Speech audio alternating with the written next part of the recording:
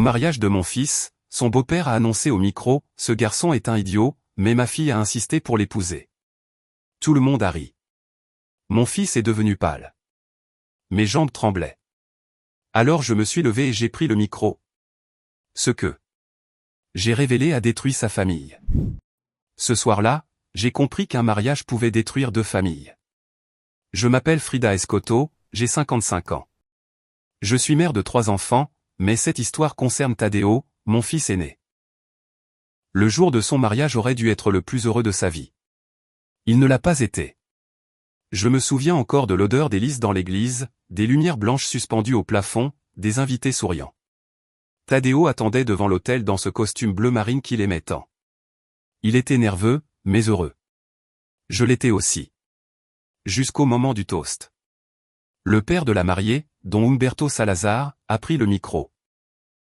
C'était un homme corpulent, à la voix grave, propriétaire d'une entreprise de construction.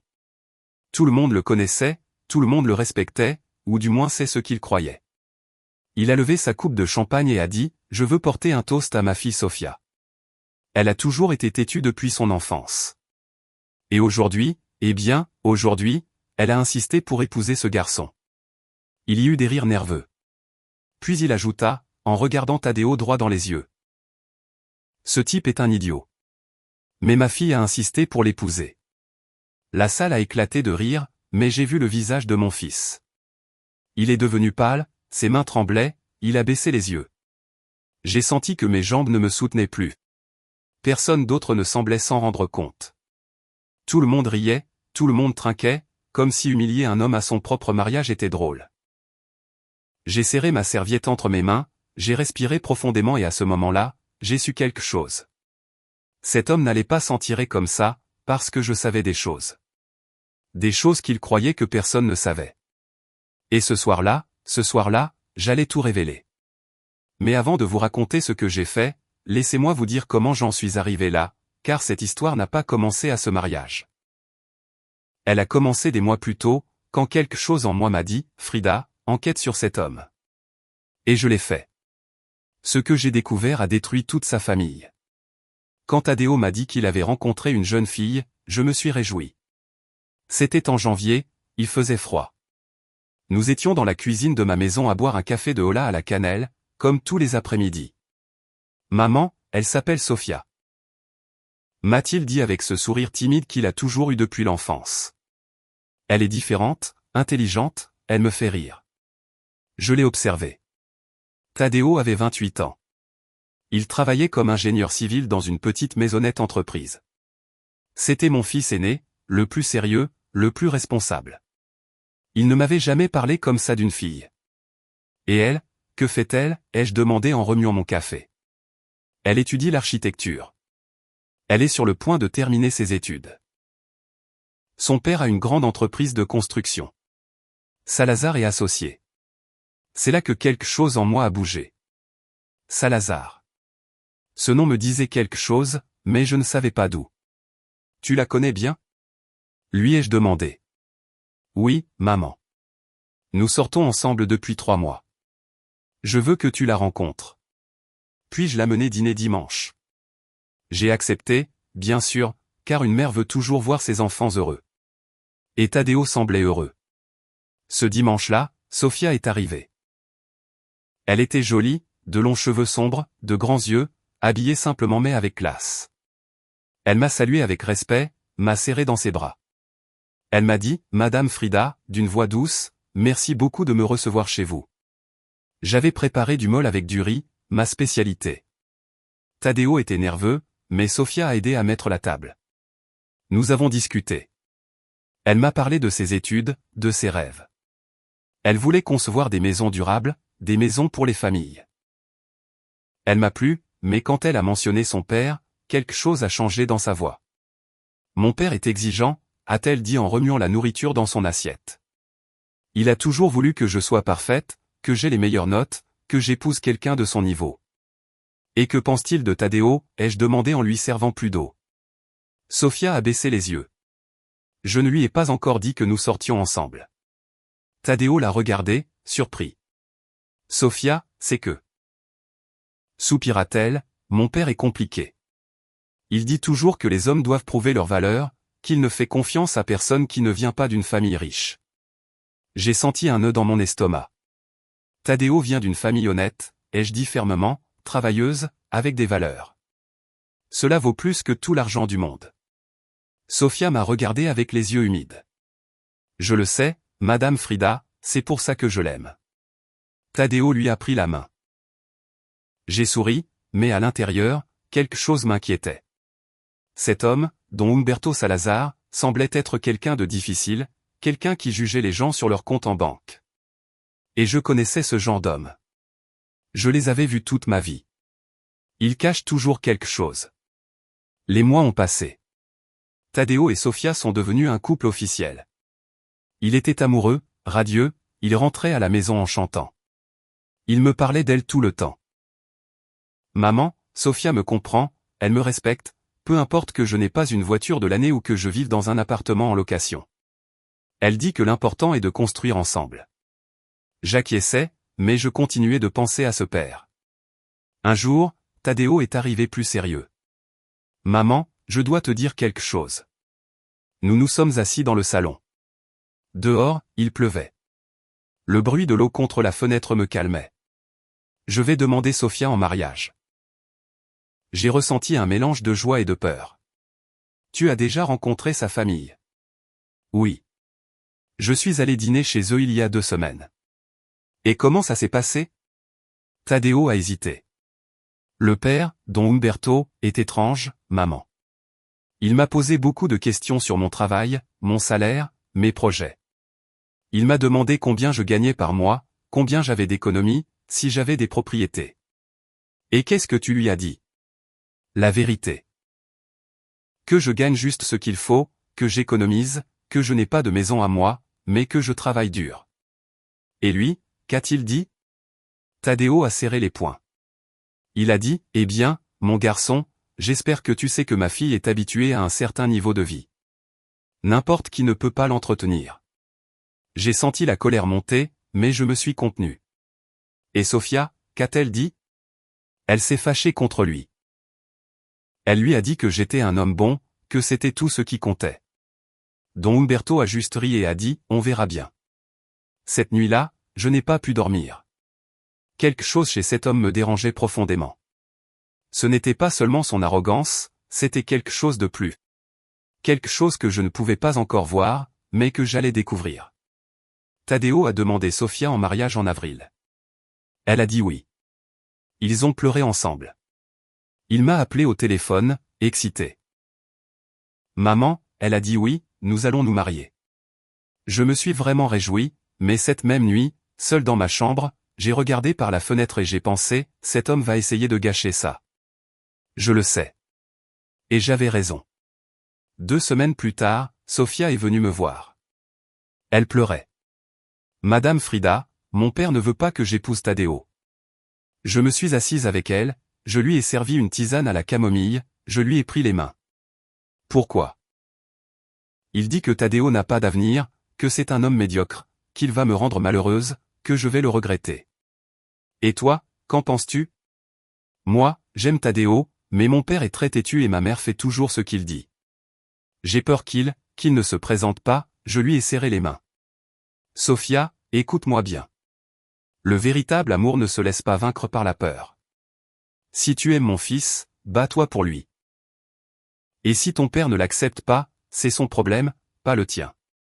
Elle a hoché la tête en séchant ses larmes. Vous avez raison. Je vais me battre. Et elle l'a fait. Sofia a affronté son père.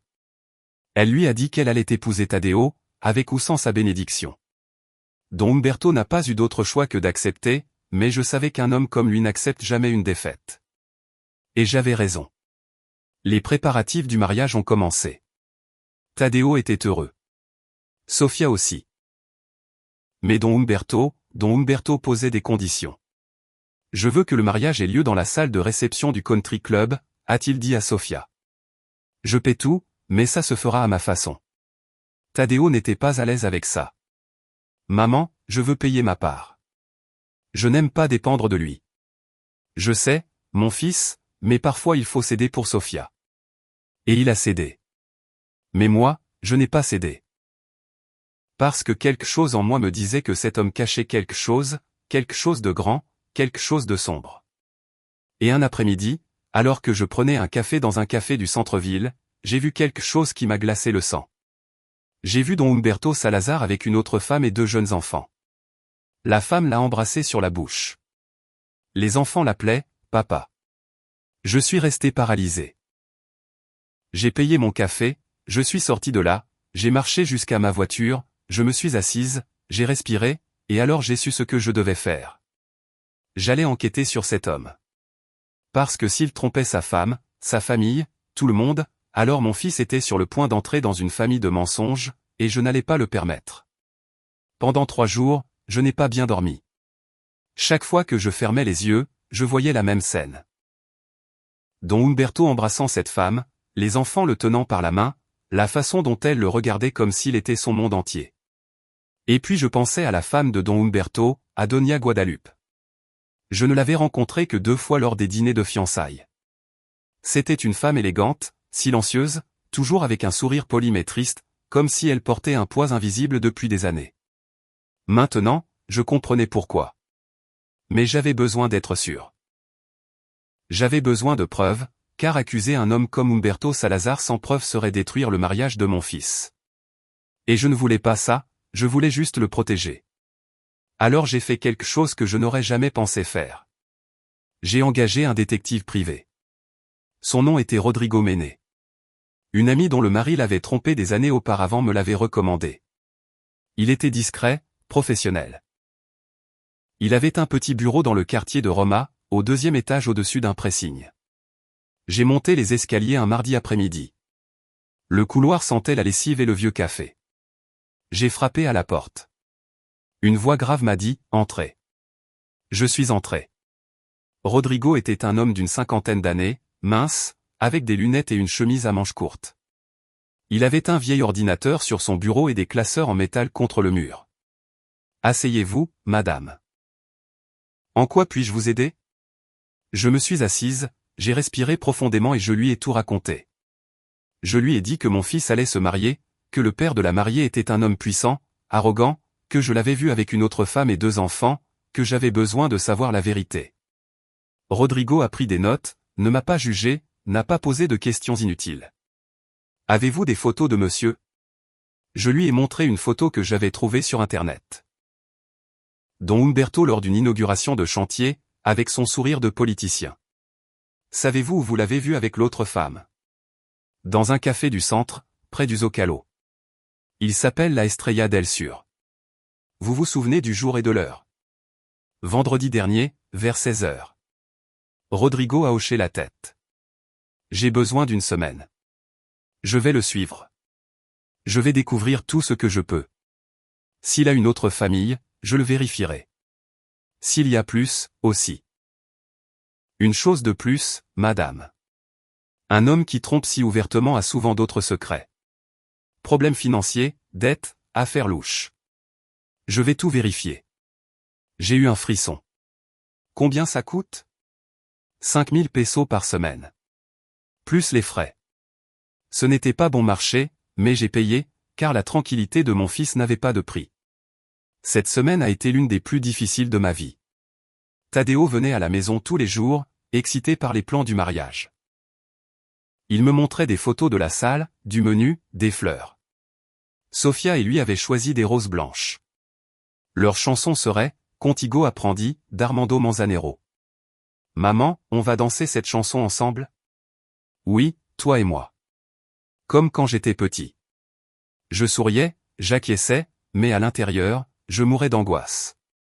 Et si ce que Rodrigo découvrait détruisait tout? Et si Sofia souffrait à cause de son père? Et si Tadeo me détestait pour m'être mêlé de ses affaires? Mais ensuite, je me souvenais de cette phrase que Don Humberto avait dite à mon fils. J'espère que tu sais que ma fille est habituée à un certain niveau de vie. N'importe qui ne peut pas l'entretenir. Et mon angoisse se transformait en rage.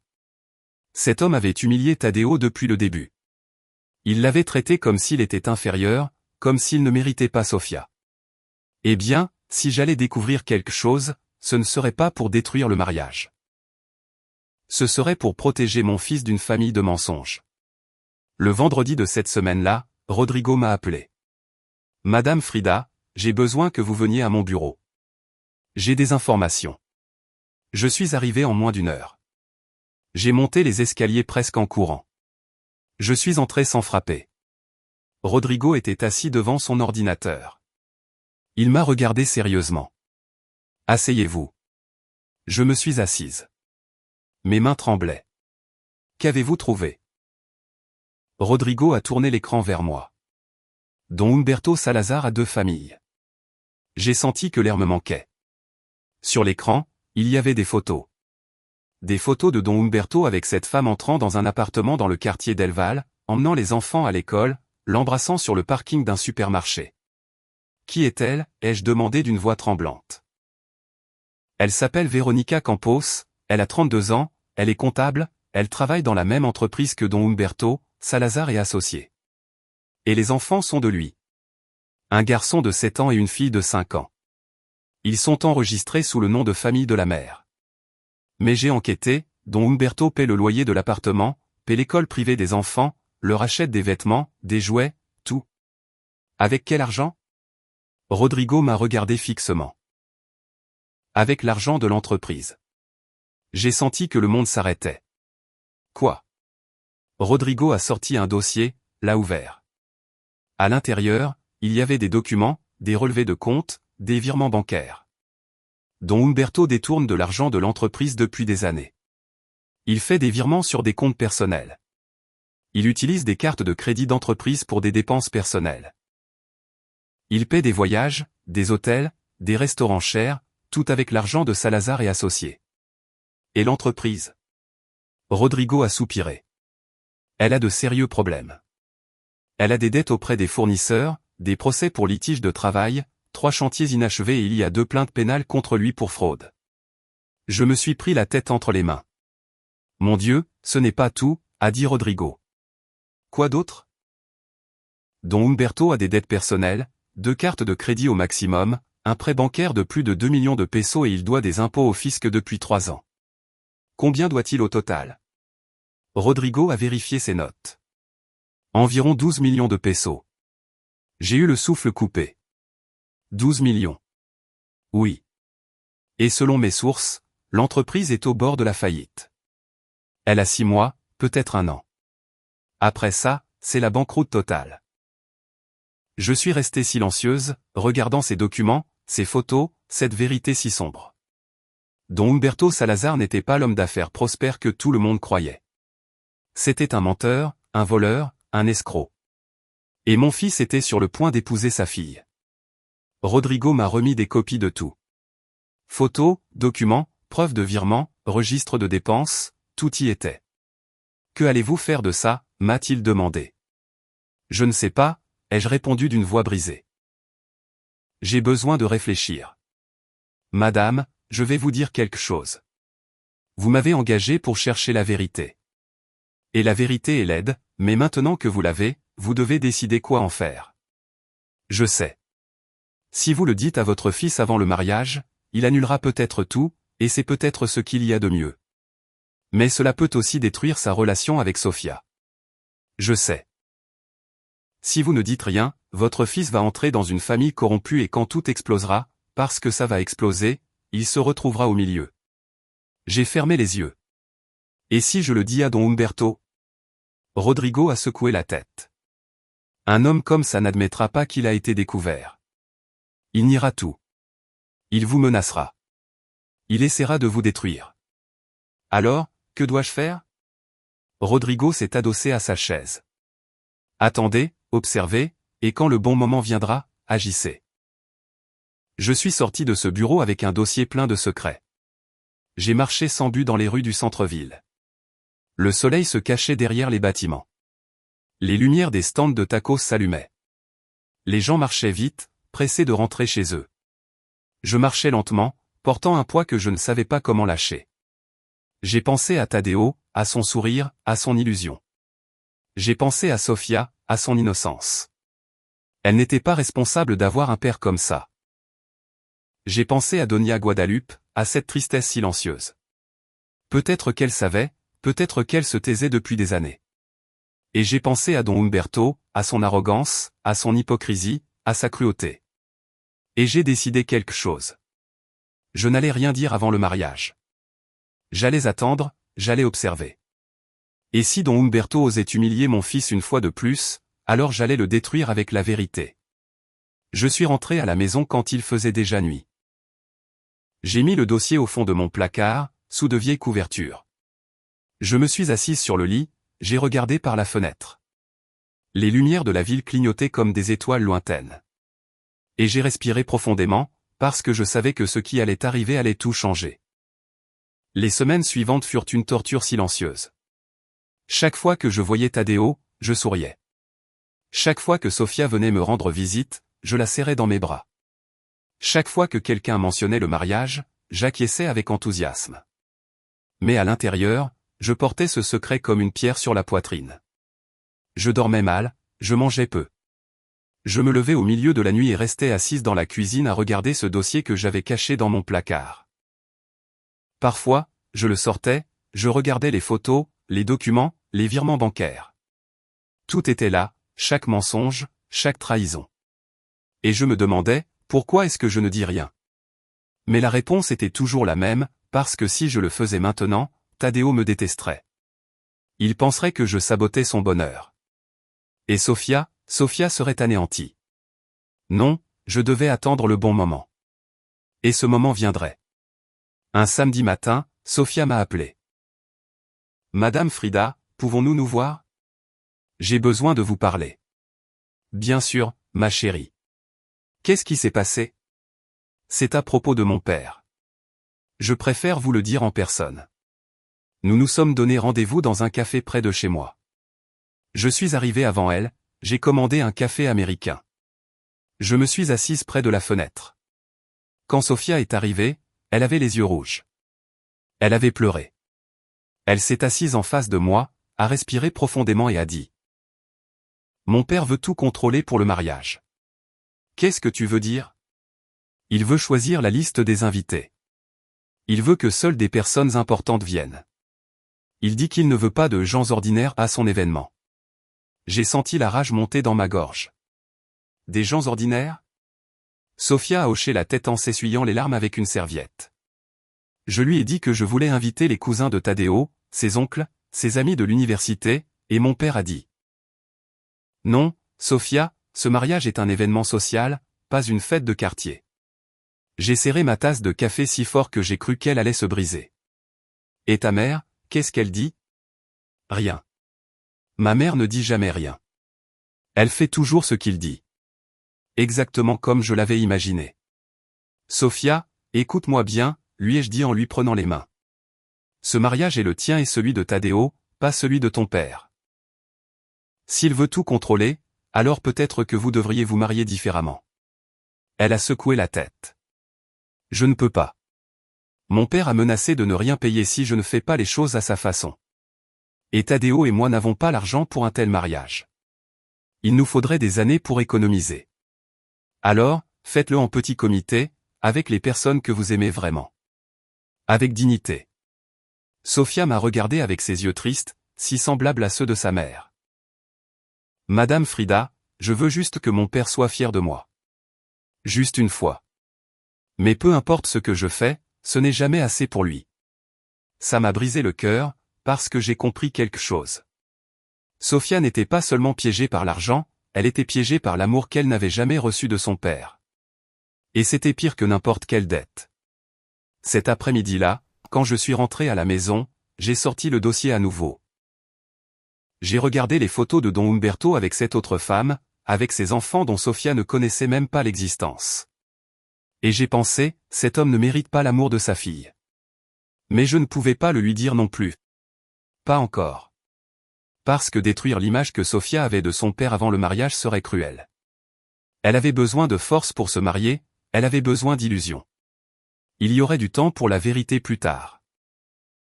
2 semaines avant le mariage, il y a eu un dîner de répétition chez les Salazar. Tadeo m'a invité. Je ne voulais pas y aller, mais il a insisté. Maman, s'il te plaît, Je veux que tu connaisses mieux la famille de Sofia. Don Umberto a dit qu'il voulait te parler. Cela m'a rendue nerveuse, mais j'ai accepté. La maison des Salazar était à Loma de Chapultepec. Elle était énorme. 3 étages, un jardin avec une fontaine, un garage pour 4 voitures. Quand je suis arrivé, un employé m'a ouvert la porte. « Bonsoir, madame. Entrez, s'il vous plaît. » Je suis entré. Le sol était en marbre. Les murs avaient d'immenses tableaux. Tout sentait l'argent. Mais je connaissais la vérité. Tout cela était bâti sur des mensonges. Doña Guadalupe m'a accueilli dans le salon. C'était une femme élégante, d'environ 55 ans, avec des cheveux parfaitement coiffés et une robe beige. « Madame Frida, quel plaisir de vous voir. Entrez, s'il vous plaît. » Elle m'a salué d'un baiser sur la joue. Son parfum était cher, mais son regard était vide. « Merci pour l'invitation, ai-je dit. C'est un plaisir. Sofia parle beaucoup de vous. » Nous nous sommes assises. Il y avait des canapés, du vin rouge, des fromages importés, le tout servi par des employés qui se déplaçaient en silence. Tadeo était assis à côté de Sofia, lui tenant la main. Elle souriait, mais semblait tendue. Et puis Don Umberto est apparu. Il est entré avec la même arrogance que d'habitude, costume sombre, montre en or, sourire de vendeur. « Madame Frida, quel plaisir de vous avoir chez nous. » Je me suis levé, il m'a tendu la main, je l'ai serrée fermement. « Merci de me recevoir. Asseyez-vous, asseyez-vous. Nous allons dîner dans quelques minutes, mais avant, je veux porter un toast. » Don Umberto a pris un verre de vin. Nous l'avons tous imité. « Je veux porter un toast à ma fille Sofia, » a-t-il dit en la regardant. Elle a toujours été ma fierté, intelligente, belle, bien éduquée. Et maintenant, elle est sur le point de se marier. Il a fait une pause. Il a regardé Tadeo. Avec un garçon travailleur, humble, de bonne famille. Le mot « humble » sonnait comme une insulte. Tadeo a baissé les yeux. J'ai serré mon verre. Don Umberto a continué. J'espère que ce mariage sera le début de quelque chose de grand, car dans cette famille, nous valorisons l'effort, le travail acharné, l'ambition. Il m'a regardé droit dans les yeux. N'est-ce pas, Madame Frida? J'ai soutenu son regard. Je crois que dans cette vie, la chose la plus précieuse est l'honnêteté. Un silence gêné s'est installé. Don Umberto a souri, mais ses yeux sont devenus froids. Bien sûr. L'honnêteté. C'est si important. Nous avons trinqué. Mais je savais que je venais de lui lancer un avertissement, et il le savait aussi.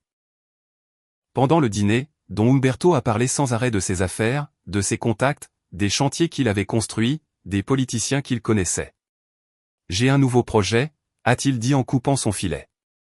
Un développement résidentiel à Querétaro, 500 maisons. Ce sera mon plus grand chantier. Doña Guadalupe a souri faiblement. C'est merveilleux, mon chéri. Mais j'ai pensé, avec quel argent, si tu es ruiné? Tadeo écoutait attentivement. Sofia mangeait en silence. Et moi, je ne faisais qu'observer. J'observais comment Don Umberto mentait avec une telle facilité, comment sa femme faisait semblant que tout allait bien, comment Sofia avalait sa tristesse à chaque bouchée. Toute cette famille vivait dans un mensonge, et j'étais sur le point de le détruire. Mais pas encore, pas encore. À la fin du dîner, Don Umberto m'a demandé de lui parler en privé. « Madame Frida, m'accompagnez-vous à mon bureau ?» J'ai hoché la tête. Je l'ai suivi dans un long couloir jusqu'à une pièce avec des étagères en bois, des livres qu'il n'avait jamais lus et un bureau énorme. Il a fermé la porte. « Asseyez-vous. » Je me suis assise. Il est resté debout, me regardant de haut. « Je veux vous parler de Tadeo. » Je vous écoute. C'est un bon garçon, travailleur, respectueux, mais... Il a fait une pause. Mais il n'a pas d'avenir. J'ai senti mon sang bouillir. Pardon? Il n'a pas d'avenir, a-t-il répété. Il gagne peu. Il n'a pas de propriété. Il n'a pas de grandes ambitions. Et ma fille mérite mieux. Je me suis levé. Mon fils a quelque chose que vous ne comprendrez jamais. Il a des valeurs, de la dignité, un amour véritable. Don Umberto a ri.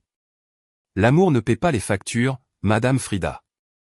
Non, mais l'honnêteté apporte la paix. Il s'est approché de moi. Sa voix est devenue froide. Écoutez, je vais être clair. J'ai payé ce mariage. Je paie tout. Et quand ils se marieront, Sofia continuera de dépendre de moi, parce que votre fils ne peut pas l'entretenir. Alors vous feriez mieux de comprendre qui commande ici. Je l'ai regardé fixement. Je comprends parfaitement qui croit commander. Je suis sorti de ce bureau sans rien dire de plus. J'ai descendu les escaliers. Tadeo m'a vu et s'est approché. Maman, ça va? Oui, mon fils, juste fatigué. Allons-y, nous avons dit au revoir. Nous sommes montés dans la voiture. Tadeo a conduit en silence. Quand nous sommes arrivés chez moi, il m'a dit, Maman, je sais que Don Umberto est difficile, mais je le fais pour Sofia. Elle en vaut la peine. Je l'ai serré dans mes bras. Je sais, mon fils, je sais. Mais à l'intérieur, je pensais, Don Umberto Salazar, ton heure est venue. Tu n'as plus qu'à attendre le jour du mariage. Tandis que je raconte tout cela, je me demande où tu es en train de m'écouter. As-tu aussi connu quelqu'un comme ça, quelqu'un qui utilise l'argent pour contrôler, qui humilie au nom du succès? Écris le nom de ta ville dans les commentaires. Je veux savoir où tu m'écoutes.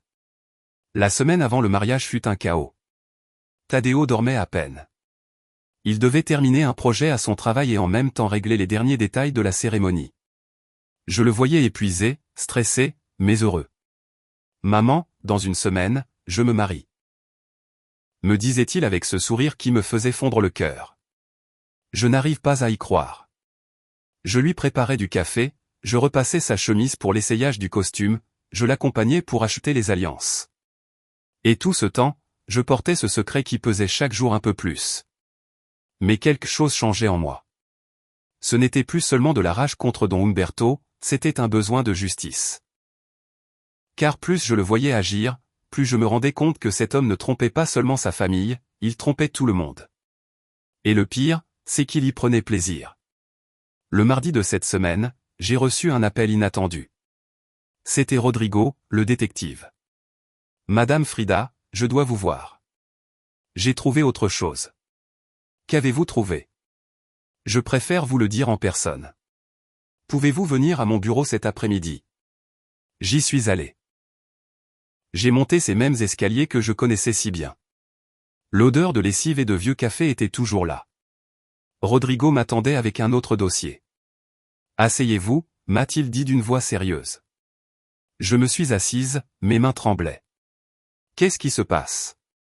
Rodrigo a ouvert le dossier, en a sorti de nouveaux documents. J'ai enquêté plus en profondeur sur les finances de Salazar et associés et j'ai trouvé quelque chose de grave. Quoi? Don Umberto ne se contente pas de détourner de l'argent pour son autre famille, il est aussi impliqué dans une fraude à la construction. J'ai eu le souffle coupé. Quel type de fraude? Il y a 2 ans, il a remporté un appel d'offres pour construire un ensemble de logements sociaux dans l'État de Mexico, 120 habitations.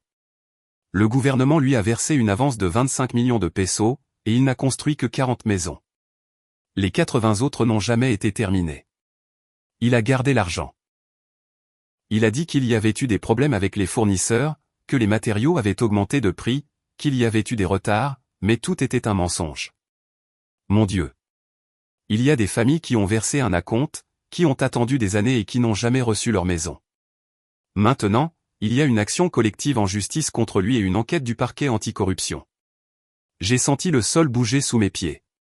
Quand est-ce que ça va exploser? Rodrigo a vérifié ses notes. Selon mes sources, le parquet va émettre un mandat d'arrêt dans les 3 prochains mois. Peut-être avant. 3 mois. Oui. Don Umberto vit ses derniers jours de liberté. Je suis restée silencieuse. Rodrigo a continué. Et ce n'est pas tout. L'entreprise est techniquement en faillite. Les employés n'ont pas reçu leur salaire complet depuis 2 mois. Il y a des machines saisies, 3 chantiers arrêtés, et la banque a déjà entamé une procédure de recouvrement pour le prêt que je vous ai mentionné. Et Don Umberto continue de dépenser comme si de rien n'était. Exactement. La semaine dernière, il a acheté une nouvelle voiture, une BMW. Il l'a payé comptant, en espèces. D'où a-t-il sorti cet argent? Rodrigo m'a regardé fixement. Probablement de la caisse de l'entreprise ou d'un compte caché. Cet homme est un expert pour dissimuler de l'argent. J'ai fermé les yeux. Et sa femme, Doña Guadalupe, sait-elle quelque chose de tout ça? Je ne sais pas, mais j'en doute. Elle vient d'une famille traditionnelle, conservatrice. Si elle savait que son mari a une autre famille, elle aurait probablement déjà divorcé ou au moins l'aurait confronté. Mais il n'y a aucun signe de cela. Alors, elle vit dans l'ignorance, comme beaucoup de femmes d'hommes comme lui. J'ai soupiré. Qu'avez-vous trouvé d'autre? Rodrigo a sorti d'autres photos. J'ai suivi Don Humberto toute la semaine. Il va à l'appartement de Véronica 3 fois par semaine, les lundis, mercredis et vendredis. Il arrive vers 19h, reste jusqu'à 23h, parfois plus. Et sa femme ne se doute de rien? Il lui dit qu'il a des réunions, des dîners d'affaires, des rendez-vous avec des clients. Et elle le croit. Ou fait semblant de le croire. J'ai regardé les photos. Don Humberto entrant dans l'immeuble, embrassant Véronica sur le balcon, jouant avec les enfants dans le parc. Et j'ai ressenti quelque chose que je n'avais pas ressenti depuis longtemps. Du dégoût. Cette nuit-là, je n'ai pas pu dormir. Je suis resté éveillé, assis sur mon lit, regardant par la fenêtre. Dehors, la ville dormait, les lumières des bâtiments clignotaient, le silence était profond. Et je pensais. Je pensais à Tadeo, à son illusion, à son amour pour Sofia. Je pensais à Sofia, à son innocence, à la façon dont elle cherchait désespérément l'amour d'un père qui ne le méritait pas. Je pensais à Doña Guadalupe, à son silence, à sa tristesse. Je pensais à ses enfants, les enfants secrets de Don Humberto, qui grandissaient sans un père présent, qui vivaient dans l'ombre. Et je pensais à toutes ces familles qui avaient perdu leurs économies, qui avaient attendu des années pour une maison qui n'est jamais arrivée, qui avaient fait confiance à un homme qui les avait volés. Et j'ai compris quelque chose. Il ne s'agissait plus seulement de protéger mon fils, il s'agissait de rendre justice. Don Humberto Salazar avait construit sa vie sur des mensonges. Il avait piétiné tout le monde sur son passage. Il avait utilisé l'argent, le pouvoir et l'arrogance pour s'en tirer, et personne ne l'avait arrêté. Jusqu'à maintenant.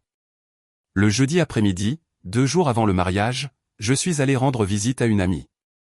Elle s'appelait Teresa. Je la connaissais depuis 20 ans. Elle était avocate, spécialisée en droit de la famille. Nous nous sommes assises dans son bureau. Je lui ai tout raconté. Je lui ai montré les dossiers, les documents, les photos. Teresa a tout examiné attentivement. Elle n'a rien dit pendant plusieurs minutes. Finalement, elle a levé les yeux. Frida, c'est explosif. Je sais. Si tu rends ça public, tu vas détruire cette famille. Je sais. Es-tu sûre de vouloir le faire? Je suis restée silencieuse. Teresa a continué. Écoute, je comprends que tu veuilles protéger ton fils, mais pense à Sofia.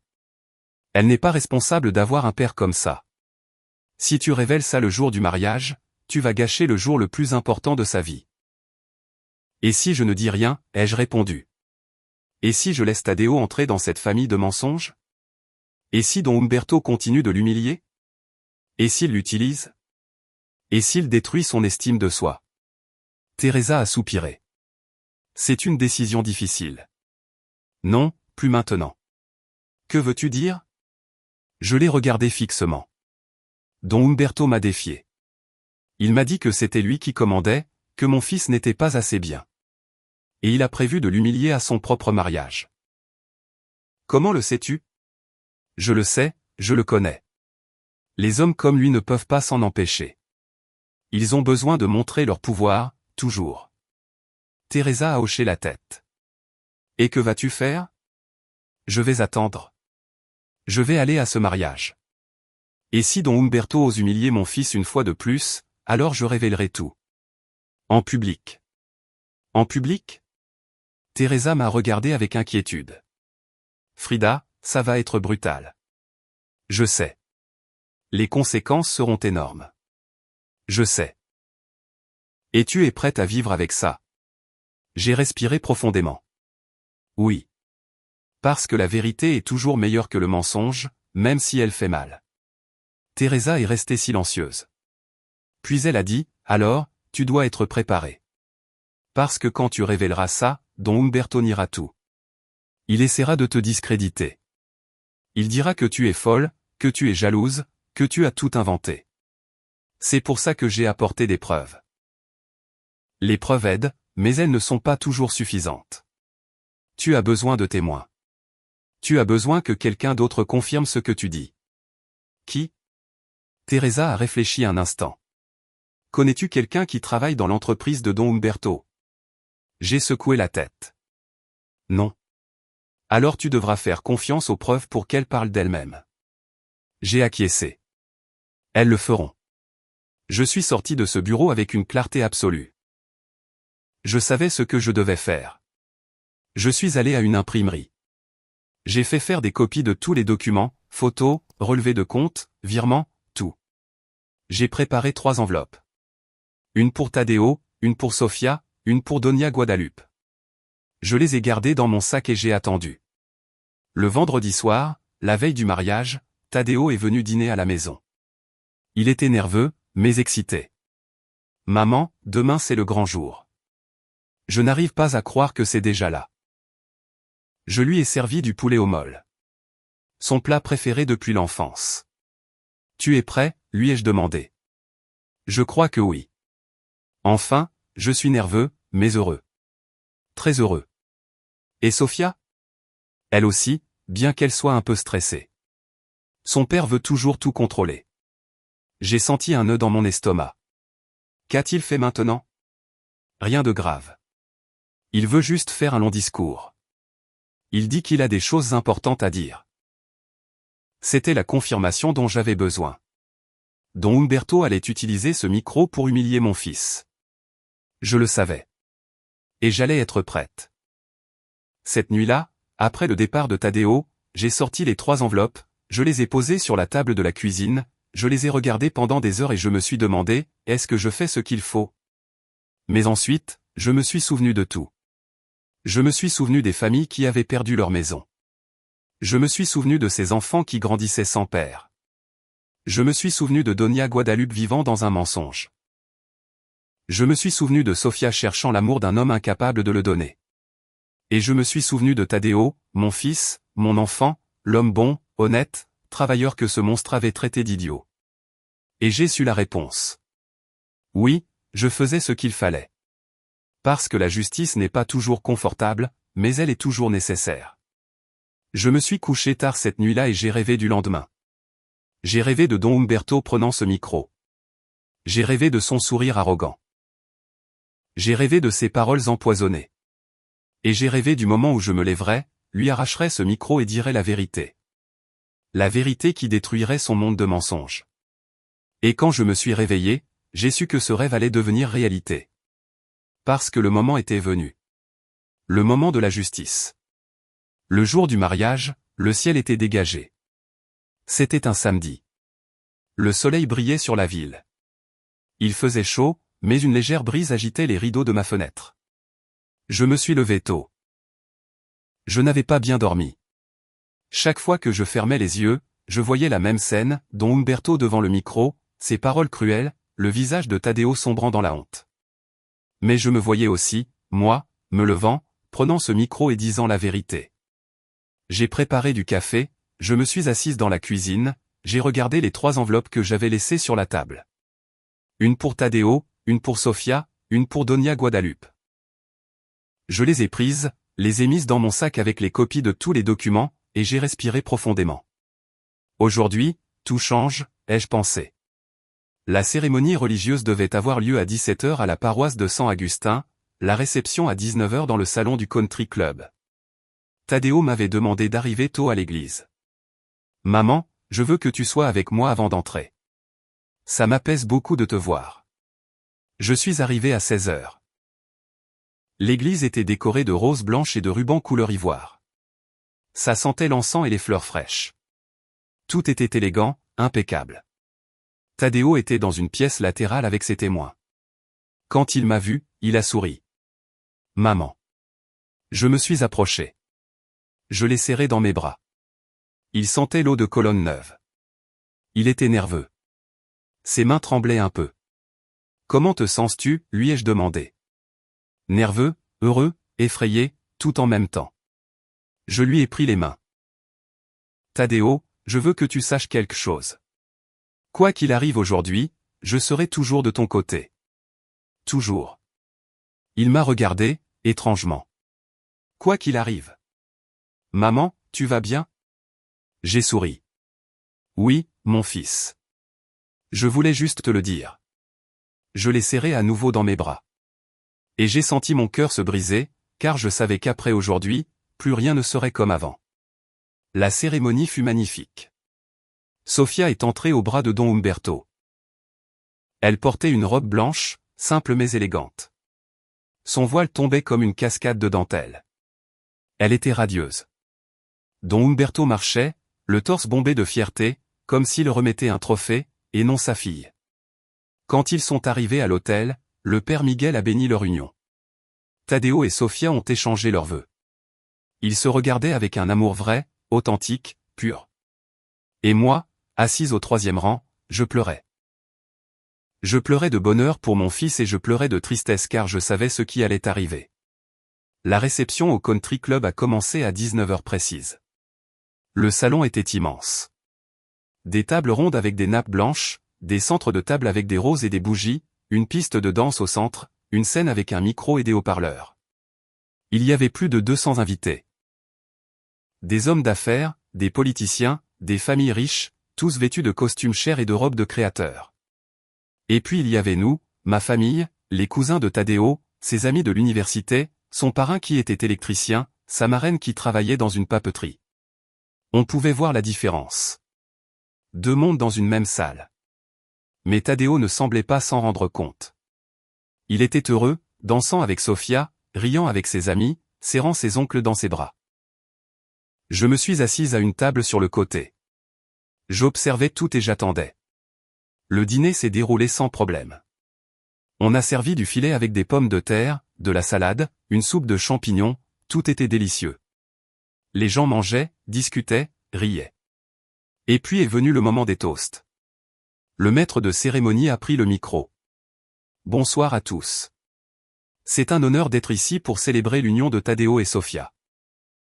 À présent, le père de la mariée, Monsieur Umberto Salazar, a quelques mots à partager. Mon cœur a commencé à battre plus vite. Don Umberto s'est levé, a marché vers la scène, a pris le micro, a souri et a commencé à parler. Bonsoir à tous. Merci de nous accompagner en cette soirée si spéciale. Applaudissements. En tant que père, c'est un moment doux amer, car aujourd'hui je donne ma fille, ma princesse, ma fierté. Il a regardé Sofia. Elle a souri avec des larmes dans les yeux. Puis il a regardé Tadeo et son expression a changé. Sofia a toujours été très spéciale, intelligente, belle, capable. Elle aurait pu choisir n'importe qui. N'importe qui. Pause. Mais elle a choisi Tadeo. Rire nerveux. Eh bien, Tadeo est un garçon travailleur, ça je ne peux pas le nier. Il vient d'une famille humble, mais honnête. Le mot « humble » sonnait comme du venin. Quand Sofia m'a dit qu'elle voulait l'épouser, je lui ai dit « Ma fille, es-tu sûre ?» Ce garçon n'a rien, pas de propriété, pas d'entreprise, pas d'avenir brillant. La salle est devenue silencieuse. Tadeo a baissé les yeux. Son visage est devenu pâle. Sofia lui a pris la main, mais elle semblait mal à l'aise. Don Umberto a continué. Mais Sofia a insisté. Eh bien, quand une femme s'entête, il n'y a aucun moyen de la faire changer d'avis. D'autres rirent, mais cette fois cruels. Alors aujourd'hui, en ce jour si spécial, je veux porter un toast à ma fille, à son courage, à son entêtement. Il a levé sa coupe. Et je veux dire quelque chose que j'ai déjà dit à ma famille en privé. Il a regardé Tadeo droit dans les yeux. Ce type est un idiot, mais ma fille a insisté pour l'épouser. La salle a éclaté de rire. Certains invités ont applaudi, d'autres se sont regardés, mal à l'aise. Mais moi, j'ai senti que quelque chose en moi se brisait. J'ai regardé Tadeo. Il avait les yeux vitreux, les poings serrés, la mâchoire tendue. Sofia l'a enlacé, lui chuchotant quelque chose à l'oreille. Donia Guadalupe regardait son assiette, honteuse. Et Don Humberto continuait de sourire, savourant son moment de pouvoir. Alors je me suis levé. Mes jambes tremblaient, mais j'ai marché vers la scène. Tout le monde m'a regardé. Don Humberto m'a vu approcher. Son sourire s'est effacé. Madame Frida, que faites-vous? Je n'ai pas répondu. Je suis monté sur scène, je lui ai arraché le micro des mains. Excusez-moi, Don Humberto, mais maintenant c'est à mon tour de parler. La salle est tombée dans un silence absolu. J'ai regardé tous les invités, 200 personnes qui me fixaient. J'ai respiré profondément et j'ai parlé. Bonsoir. Mon nom est Frida Escoto. Je suis la mère de Tadeo. Ma voix tremblait, mais elle était ferme. Il y a quelques minutes, Don Humberto a traité mon fils d'idiot devant vous tous, devant sa propre fille le jour de son mariage. Silence. Et je veux dire quelque chose. Mon fils n'est pas un idiot. Mon fils est un homme honnête, travailleur, intègre. Un homme qui paie ses dettes, qui tient sa parole, qui respecte les femmes, qui aime de tout son cœur. J'ai regardé Don Humberto. Mais vous, Don Humberto, vous ne savez pas ce que c'est d'être un homme véritable. Son visage est devenu rouge. Comment osez-vous? J'ose parce que j'ai des preuves. J'ai sorti les documents de mon sac, je les ai levés bien haut. Au cours des dernières semaines, j'ai enquêté sur votre vie et j'ai trouvé des choses que tout le monde ici devrait savoir. Donia Guadalupe s'est levée de sa chaise, pâle. Qu'est-ce que vous dites? J'ai regardé les invités. Don Humberto Salazar a 2 familles. Des halètements, des murmures. Il a une femme ici, Donia Guadalupe, et il a une autre femme, Veronica Campos, avec qui il a 2 enfants, un garçon de 7 ans, une fille de 5 ans. Donia Guadalupe a mis ses mains sur sa bouche. Ses yeux se sont remplis de larmes. Don Humberto a essayé de m'arracher le micro. C'est un mensonge. Elle est folle. Je l'ai esquivé. Un mensonge?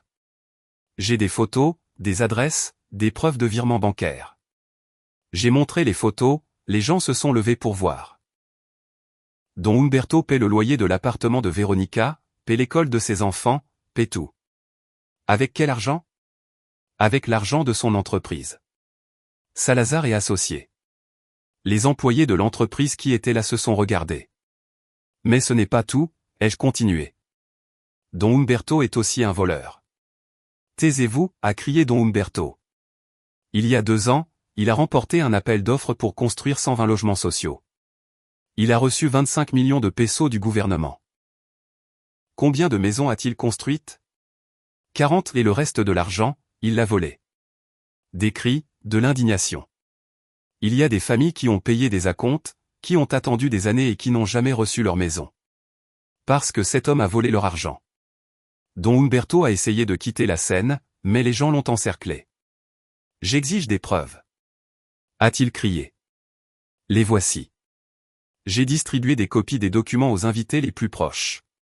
Ils sont passés de main en main. Relevé de compte, virement, photos, tout. Donia Guadalupe pleurait de façon inconsolable. Sofia la serrait dans ses bras, en état de choc.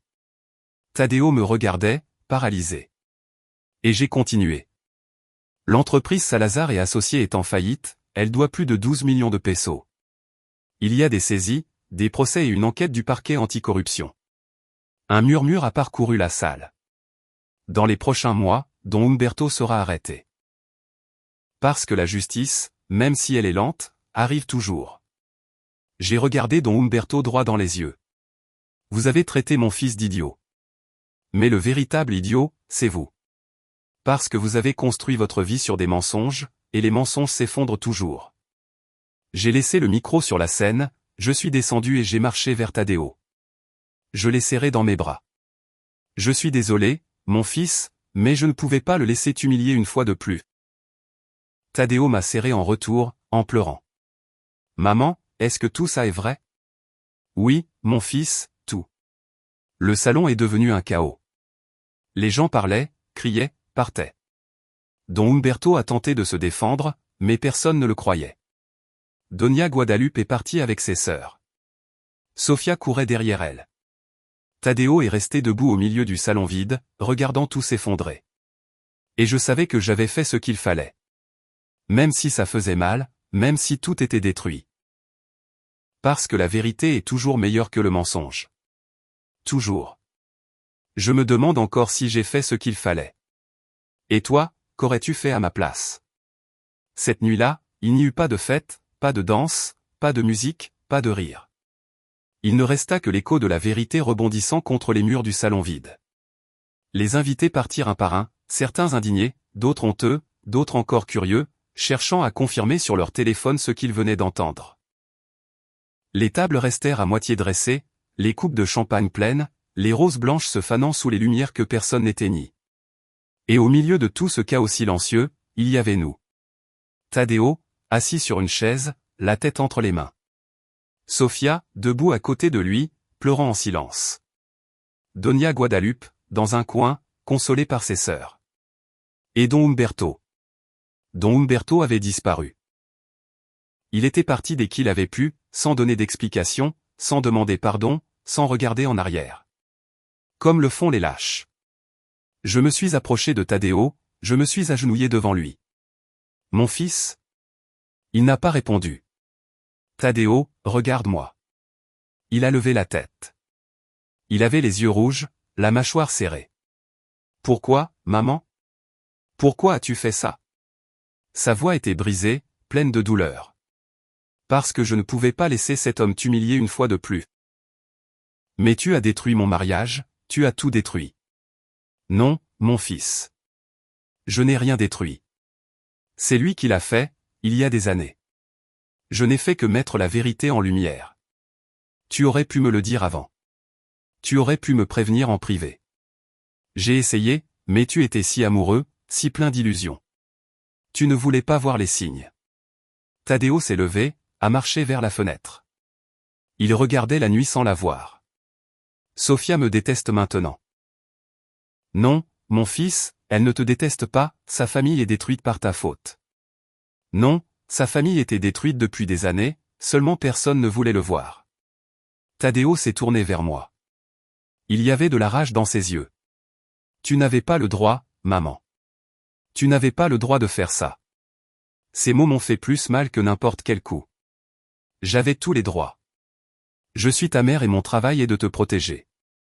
Même si tu ne le comprends pas maintenant. Me protéger? Tu viens de me ridiculiser devant 200 personnes. Non, Tadeo. C'est Don Humberto qui t'a ridiculisé. Je n'ai fait que défendre ta dignité. Il est resté silencieux, respirant avec agitation. Puis il a dit à voix basse, j'ai besoin d'être seul. Et il est sorti du salon. Je suis resté là, debout, regardant mon fils s'éloigner, et j'ai senti mon cœur se briser en deux. Sofia s'est approchée de moi. Elle avait le maquillage qui avait coulé, la robe froissée, les yeux gonflés d'avoir tant pleuré. Madame Frida. Je me suis tourné vers elle. Sofia, C'est vrai, m'a-t-elle interrompu. Tout ce que vous avez dit est vrai? Je l'ai regardée dans les yeux. Oui, c'est vrai. Elle s'est pris le visage entre les mains. Elle a sangloté. Je ne peux pas le croire. Mon père? Mon père a une autre famille, d'autres enfants. Et moi, je n'ai jamais rien su. Je suis désolé, Sofia. Depuis quand le saviez-vous? Depuis quelques semaines. Et pourquoi ne me l'avez-vous pas dit avant? Parce que je ne voulais pas gâcher ta journée. Mais quand ton père a humilié Tadeo, je ne pouvais pas rester silencieuse. Sofia a secoué la tête. Ma mère est anéantie. Mes sœurs sont furieuses. Et moi, je ne sais pas quoi ressentir. Elle s'est laissée tomber sur une chaise. Toute ma vie, j'ai cru que mon père était un héros, un homme prospère, respecté. Et il s'avère que c'est un menteur, un voleur, un monstre. Je me suis assise à côté d'elle, je lui ai pris la main. Ton père est responsable de ses propres décisions. Tu n'y es pour rien. Mais j'ai l'impression que si. J'ai l'impression que j'aurais dû voir les signes, les mensonges, les absences. Tu ne pouvais pas les voir parce que tu lui faisais confiance. Et ce n'est pas de ta faute. C'est ce que fait l'amour. Il te rend aveugle. Sofia m'a regardé avec ses yeux pleins de douleur. Et maintenant, qu'est-ce que je vais faire? Comment vais-je regarder Tadeo dans les yeux? Comment vais-je? Elle s'est effondrée à nouveau. Je l'ai serrée dans mes bras, je l'ai laissée pleurer sur mon épaule, et j'ai pensé, cet enfant ne mérite pas ça. Mais la vie ne nous donne pas toujours ce que nous méritons. Doña Guadalupe s'est approchée un peu plus tard. Ses sœurs étaient parties. Elle était seule. Elle marchait lentement, comme si chaque pas lui faisait mal. Madame Frida. Je me suis levé. Doña Guadalupe. Nous nous sommes regardés en silence. 2 femmes, 2 mères, 2 survivantes. C'est vrai, a-t-elle demandé d'une voix tremblante. Tout ce que vous avez dit, c'est vrai? Oui. Elle a fermé les yeux. Une larme a roulé sur sa joue. Je m'en doutais. Depuis des années. Mais je n'ai jamais voulu le confirmer. Je suis désolé. Non, vous ne l'êtes pas, m'a-t-elle regardé durement. Vous êtes venu ici pour détruire ma famille. Non, je suis venu protéger mon fils. Et détruire ma fille au passage. Votre fille ira bien. Parce qu'elle a quelque chose que votre mari ne lui a jamais donné. Elle a la vérité. Doña Guadalupe a ri, mais c'était un rire amer, sans joie. La vérité. Et à quoi me sert la vérité maintenant? Mon mariage est un mensonge. Ma vie est un mensonge. Tout ce que j'ai construit s'est effondré en une nuit. Non, ça s'est effondré il y a des années. C'est juste que vous ne vouliez pas le voir. Elle m'a regardé avec colère. Qui êtes-vous pour me juger? Je ne vous juge pas. Je comprends pourquoi vous êtes restée silencieuse. Par peur, par honte, pour les enfants. Je comprends. Mais ça ne change rien au fait que votre mari est un escroc. Doña Guadalupe a respiré profondément. Je veux voir les preuves. Je lui ai tendu l'enveloppe à son nom. Elle l'a ouverte. Elle a examiné les photos, les documents, les virements. J'ai vu son visage changer. De la douleur à la colère, de la colère à la résignation. Quand elle a eu fini, elle a fermé l'enveloppe. Que allez-vous faire de ça, lui ai-je demandé. Je ne sais pas. Mais je vais vous dire quelque chose. Humberto Salazar n'est plus mon mari. Je ne sais même pas s'il l'a jamais été. Elle s'est retournée et est partie. Et je suis resté là, seul, entouré des débris d'un mariage qui n'a jamais eu lieu. Je suis sorti du salon à 23 heures. Dehors, l'air était frais, le ciel était dégagé, les étoiles brillaient. J'ai marché jusqu'à ma voiture, mes jambes tremblaient, mes mains aussi. Je me suis assise sur le siège du conducteur, j'ai fermé la porte, et je me suis enfin permis de pleurer. J'ai pleuré pour Tadeo, pour sa douleur, pour sa colère. J'ai pleuré pour Sofia, pour son innocence perdue. J'ai pleuré pour Doña Guadalupe, pour toutes ces années de mensonges. Et j'ai pleuré pour moi. Parce que je savais que j'avais fait ce qu'il fallait, mais je savais aussi que j'avais perdu quelque chose dans le processus. J'avais perdu la confiance de mon fils. Et ça faisait plus mal que tout. Je suis rentré chez moi après minuit. Je suis entré, j'ai fermé la porte, j'ai enlevé mes chaussures. La maison était vide, silencieuse, froide. Je me suis assise sur le canapé, j'ai regardé le plafond et j'ai pensé, est-ce que ça en valait la peine? Je ne le savais pas encore. Peut-être que je ne le saurais jamais. Mais il y avait une chose que je savais. La vérité a toujours un prix. Et je venais de le payer. Le dimanche matin, Tadeo ne m'a pas appelé. Ni le lundi, ni le mardi. Une semaine a passé, puis 2, et rien. J'ai essayé de l'appeler, il ne répondait pas. Je lui ai envoyé des messages, il ne répondait pas. Je suis allé à son appartement, il n'a pas ouvert la porte. Et j'ai compris. Mon fils ne voulait pas me voir. Pas encore. Peut-être jamais. Au cours de ces semaines, le scandale a éclaté. Les journaux ont publié des articles sur Don Humberto Salazar, sur la fraude, sur les logements inachevés, sur les familles touchées. Certaines de ces familles m'ont contacté, m'ont remercié d'avoir révélé la vérité, m'ont dit qu'elles attendaient la justice depuis des années. Le parquet anticorruption a accéléré l'enquête. 2 mois plus tard, Don Humberto a été arrêté. Je l'ai vu aux informations. Menotté, marchant vers une voiture de police, la tête basse. Ce n'était plus l'homme arrogant du jour du mariage. C'était juste un homme brisé, vaincu. Et moi, je n'ai ressenti aucune satisfaction. Seulement de la tristesse. Parce que la justice était arrivée, mais à un coût très élevé. Sophia m'a appelé un après-midi. Madame Frida, pouvons-nous parler? Bien sûr, ma chérie. Nous nous sommes vus dans un café, le même où nous avions parlé des semaines auparavant. Elle avait l'air fatiguée, plus mince, mais aussi plus forte. Je veux vous remercier, m'a-t-elle dit. Me remercier? Oui. Pour avoir dit la vérité. Même si ça a fait mal, même si ça a détruit mon monde, vous avez fait ce que personne d'autre n'a eu le courage de faire. Comment va ta mère? Elle a demandé le divorce, elle a déménagé chez ma grand-mère. Elle est en train de tout digérer, mais je crois qu'elle ira bien. Et toi? Je digère aussi. Découvrir que tu as 2 frères que tu n'as jamais connus, c'est étrange. Mais j'ai rencontré Véronica et les enfants. Vraiment? Oui, ce sont de bons enfants.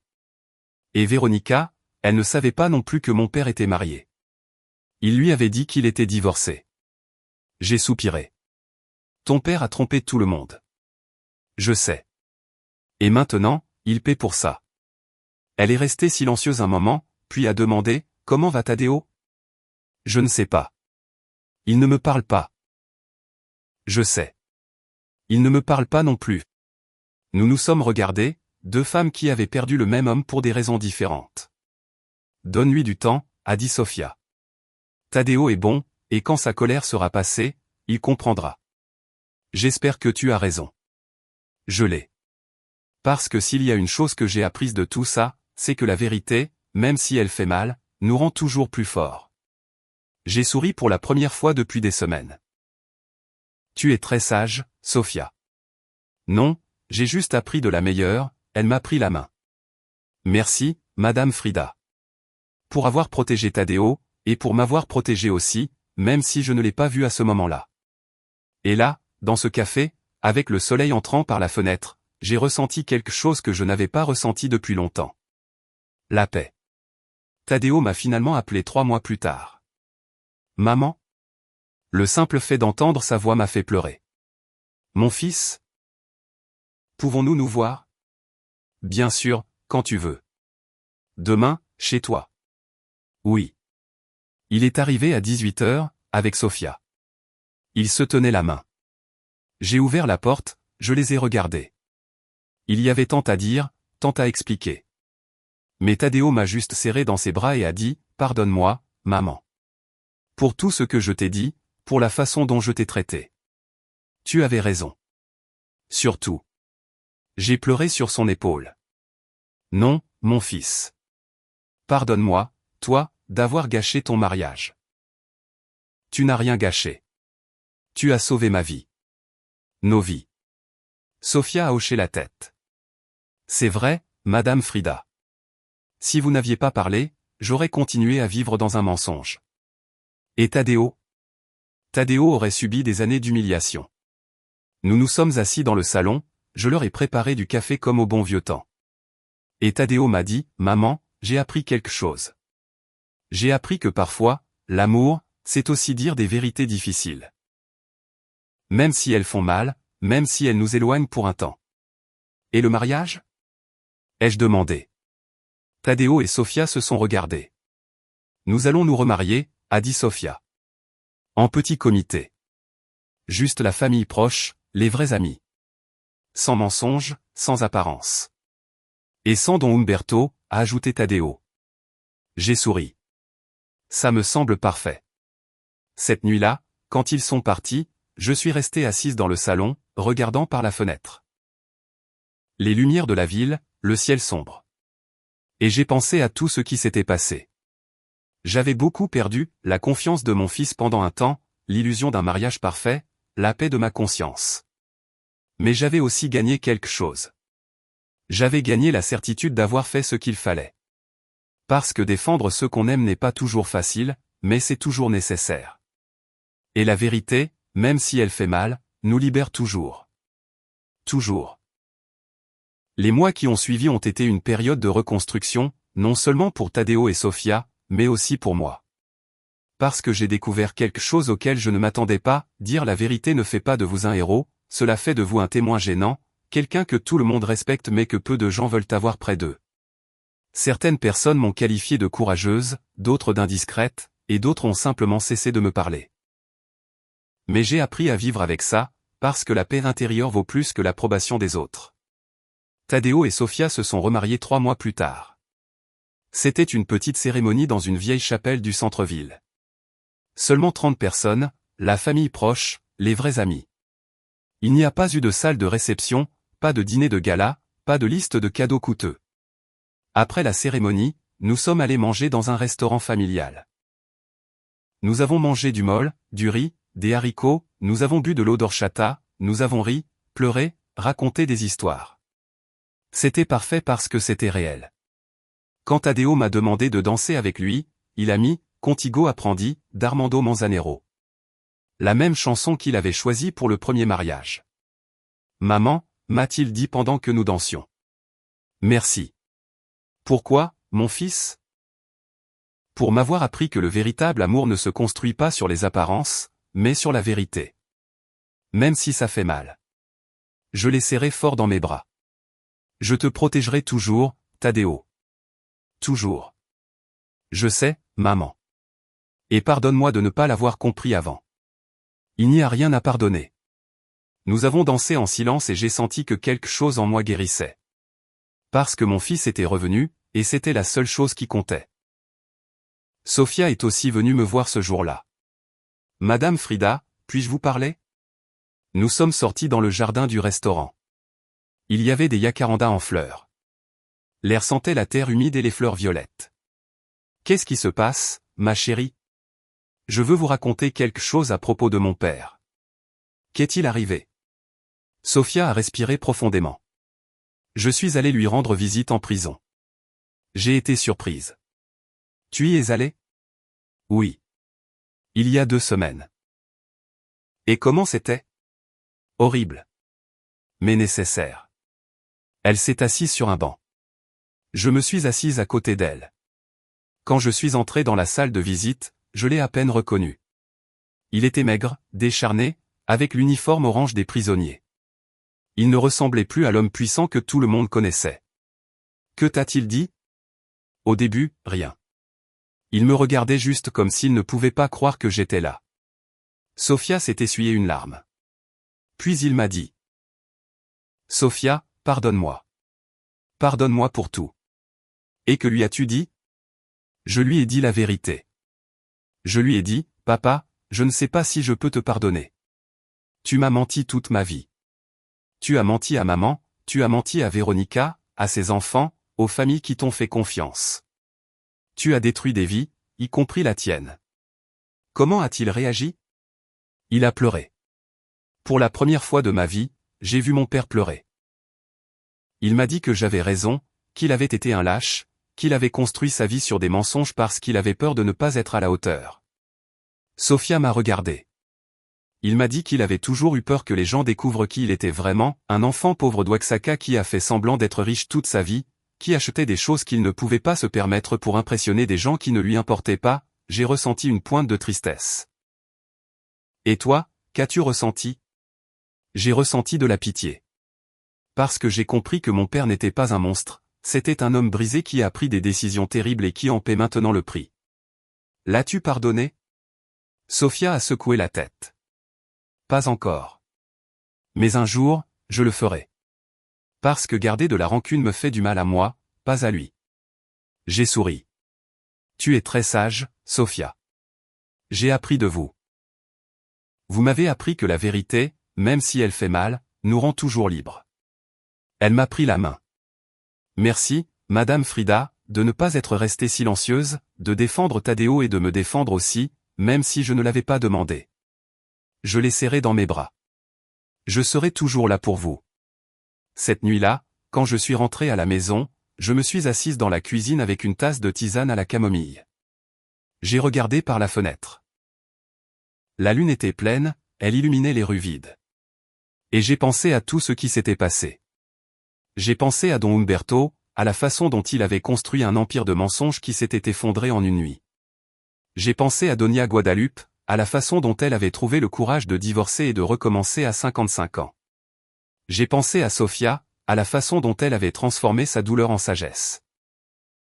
Et j'ai pensé à Tadeo, à la façon dont il avait appris que le véritable amour n'a pas besoin de luxe, il a juste besoin de vérité. Et alors j'ai compris quelque chose. La justice n'arrive pas toujours vite, mais elle arrive toujours. Quelques semaines plus tard, j'ai reçu une lettre. Elle venait du parquet anticorruption. On me demandait de témoigner dans l'affaire contre Don Umberto Salazar. J'ai accepté. Je suis allé au tribunal un mardi matin. C'était un vieil immeuble avec de longs couloirs et des murs gris. Ça sentait le vieux papier et le café réchauffé. Je me suis assise dans la salle d'attente. Il y avait d'autres personnes là. Certaines étaient des familles qui avaient perdu leurs économies à cause de Don Umberto. D'autres étaient des employés de l'entreprise qui n'avaient pas été payés depuis des mois. Une dame âgée s'est approchée de moi. « Vous êtes Frida Escoto ?»« Oui. »« Je suis Marta Hernandez. Mon mari et moi avons versé un acompte pour une maison il y a 3 ans. Nous ne l'avons jamais reçu. Nous avons perdu toutes nos économies. Je me suis levé, je l'ai serré dans mes bras. Je suis vraiment désolé. Non, grâce à vous, cet homme paie pour ce qu'il a fait. Merci d'avoir eu le courage de parler. » D'autres personnes se sont approchées, m'ont remercié, m'ont raconté leurs histoires. Et j'ai compris que ce que j'avais fait n'avait pas seulement protégé mon fils, cela avait donné une voix à toutes ces personnes qui avaient été réduites au silence. Quand ce fut mon tour de témoigner, je suis entré dans la salle. Il y avait un juge, un procureur, des avocats de la défense, et Don Umberto était assis à une table, menotté. Il m'a regardé quand je suis entré, mais il n'y avait plus d'arrogance dans ses yeux, seulement de la défaite. Le procureur m'a posé des questions. Je lui ai tout raconté. Comment j'avais découvert la vérité, comment j'avais engagé un détective, comment j'avais trouvé les preuves. J'ai présenté les documents, les photos, les virements. Tout était enregistré, documenté, indéniable. Quand j'ai eu fini, le juge m'a remercié. « Madame Escoto, votre témoignage a été précieux. Merci pour votre collaboration. » Je suis sorti de cette salle avec la certitude d'avoir fait ce qu'il fallait, non seulement en tant que mère, mais aussi en tant que citoyenne. 2 mois plus tard, Don Umberto a été condamné. 12 ans de prison pour fraude et détournement de fonds. Je ne suis pas allé à l'audience, mais Sofia m'a appelé pour me le dire. Il est en prison, Madame Frida. Il va y rester longtemps. Comment te sens-tu? Triste, mais aussi soulagé. Parce qu'enfin, justice a été rendue. Et ta mère? Elle va bien. Elle a commencé à travailler, elle a ouvert une petite boutique d'artisanat. Elle dit que pour la première fois de sa vie, elle sent qu'elle est maîtresse de son propre destin. J'ai souri. Je suis heureuse pour elle. Et il y a autre chose, a dit Sofia. Quoi? Véronica s'est aussi éloignée de mon père. Elle a déménagé à Puebla avec ses enfants. Elle a recommencé à zéro. Et la semaine dernière, elle m'a écrit. Elle m'a dit qu'elle était vraiment désolée pour tout ce qui s'était passé, qu'elle non plus ne connaissait pas toute la vérité. Et toi, que lui as-tu dit? Que ce n'était pas de sa faute, que mon père nous avait toutes trompées. Et que j'espère qu'un jour nous pourrons nous rencontrer, parce que ces enfants sont mes frères et sœurs et qu'ils méritent d'avoir une famille. Je suis resté sans voix. Sofia, tu es incroyable. Non, j'ai juste appris que la vie est trop courte pour garder des rancunes et que la vraie famille n'est pas celle qui partage le même sang, c'est celle qui partage la vérité. Cette nuit-là, j'ai sorti une boîte à chaussures que je gardais dans mon placard. À l'intérieur, il y avait de vieilles photos de Tadeo quand il était enfant, quand il jouait dans le parc, quand il a eu son diplôme universitaire. J'ai regardé ces photos et j'ai pensé à tout ce que nous avions vécu. J'ai pensé aux nuits où nous n'avions pas d'argent pour payer le loyer, aux fois où nous mangions des haricots parce qu'il n'y en avait pas assez pour de la viande, aux fois où Tadeo me demandait, « Maman, pourquoi n'avons-nous pas de voiture comme les autres enfants ?» Et je lui répondais, « Parce que ce qui est important, ce n'est pas ce que tu as, mon fils, c'est ce que tu es. » J'ai fermé la boîte parce que j'ai compris que tout ce que j'avais fait, toutes les décisions difficiles que j'avais prises, toutes les nuits où j'avais pleuré seul, en avaient valu la peine. parce que mon fils était un homme bon, honnête, travailleur, intègre. Et cela valait plus que n'importe quelle fortune. Un dimanche après-midi, Tadeo et Sofia sont venus me rendre visite. Ils avaient une nouvelle. « Maman, nous avons quelque chose à te dire », a dit Tadeo avec un immense sourire. « Qu'est-ce qui se passe ?» Sofia a touché son ventre. « Je vais être grand-mère », ai-je dit, les larmes aux yeux. « Oui », a crié Tadeo en me serrant dans ses bras. « Tu vas être grand-mère. » J'ai pleuré de bonheur, parce qu'après tant d'obscurité, il y avait enfin de la lumière. Après tant de douleur, il y avait enfin de l'espoir. Et après tant de vérité, il y avait enfin la paix. Cette nuit-là, avant de m'endormir, j'ai écrit quelque chose dans mon journal, quelque chose que je voulais me rappeler pour toujours. Aujourd'hui, j'ai appris que la vie ne nous donne pas toujours ce que nous méritons. Mais si nous sommes courageux, si nous défendons la vérité, si nous protégeons ceux que nous aimons, la vie nous donne quelque chose de mieux. Elle nous donne la paix intérieure. Et ça, au final, c'est la seule chose qui compte. J'ai fermé le journal, j'ai éteint la lumière et j'ai dormi tranquillement. Pour la première fois depuis des mois. Les mois ont passé. Le ventre de Sofia s'est arrondi. Tadeo était excité. Il a peint la chambre du bébé en bleu, a acheté un berceau, a lu des livres sur la paternité. Et moi, je tricotais des vêtements, préparais des couvertures, j'imaginais ce que ce serait d'avoir un petit-fils. Un jour, Sofia m'a appelé. « Madame Frida, je veux vous demander quelque chose. » « Dis-moi, ma chérie. Quand le bébé naîtra, pourriez-vous être présente à l'accouchement ? Comme ma mère y sera aussi, j'ai pensé que, ce serait bien que les deux grands-mères soient là. » J'ai eu les larmes aux yeux. Ce serait un honneur. Le bébé est né en mars. Un garçon en bonne santé, magnifique, avec les yeux de Tadeo et le nez de Sofia. Quand je l'ai eu dans mes bras pour la première fois, j'ai senti que le monde s'arrêtait. Il était si petit, si fragile, si parfait. « Comment va-t-il s'appeler » ai-je demandé. Tadeo et Sofia se sont regardés. « Il va s'appeler Miguel » a dit Tadeo. « Miguel Escoto. » Pourquoi Miguel ? À cause du père Miguel, celui qui nous a mariés. Il nous a dit quelque chose ce jour-là que nous n'avons jamais oublié. Qu'est-ce qu'il vous a dit ? Sofia a répondu, il nous a dit, la vérité est le fondement de tout amour véritable. Sans vérité, il n'y a pas de confiance, et sans confiance, il n'y a pas d'amour. Tadeo a continué, et nous avons pensé que c'était un bon nom pour notre fils, parce que nous voulons qu'il grandisse en sachant que la vérité est toujours la chose la plus importante. J'ai serré mon petit-fils dans mes bras. Bienvenue au monde, Miguel. Tu vas grandir dans une famille qui t'aime, qui te protège et qui te dira toujours la vérité. Donia Guadalupe était là aussi. Elle s'est approchée, m'a souri. Merci, Frida. Pourquoi ? Pour m'avoir sauvé. Pour avoir sorti ma famille de ce mensonge. Je n'en ai pas eu le courage, mais vous, si. Je lui ai pris la main. Nous avons tout notre moment. Le vôtre est arrivé quand vous avez décidé de divorcer. Le mien est arrivé quand j'ai décidé de parler. Nous nous sommes embrassés. 2 femmes, 2 survivantes, 2 grand-mères. Cette nuit-là, quand je suis rentré à la maison, je me suis assise dans le salon. J'ai regardé une photo que Tadeo m'avait donnée. C'était une photo de nous 4, lui, Sofia, le bébé Miguel et moi, tous souriants. Et j'ai pensé à tout le chemin que nous avions parcouru, depuis cette terrible soirée au mariage jusqu'à ce moment de paix. Et j'ai compris quelque chose de profond. La justice n'est pas la vengeance. La justice est la restauration.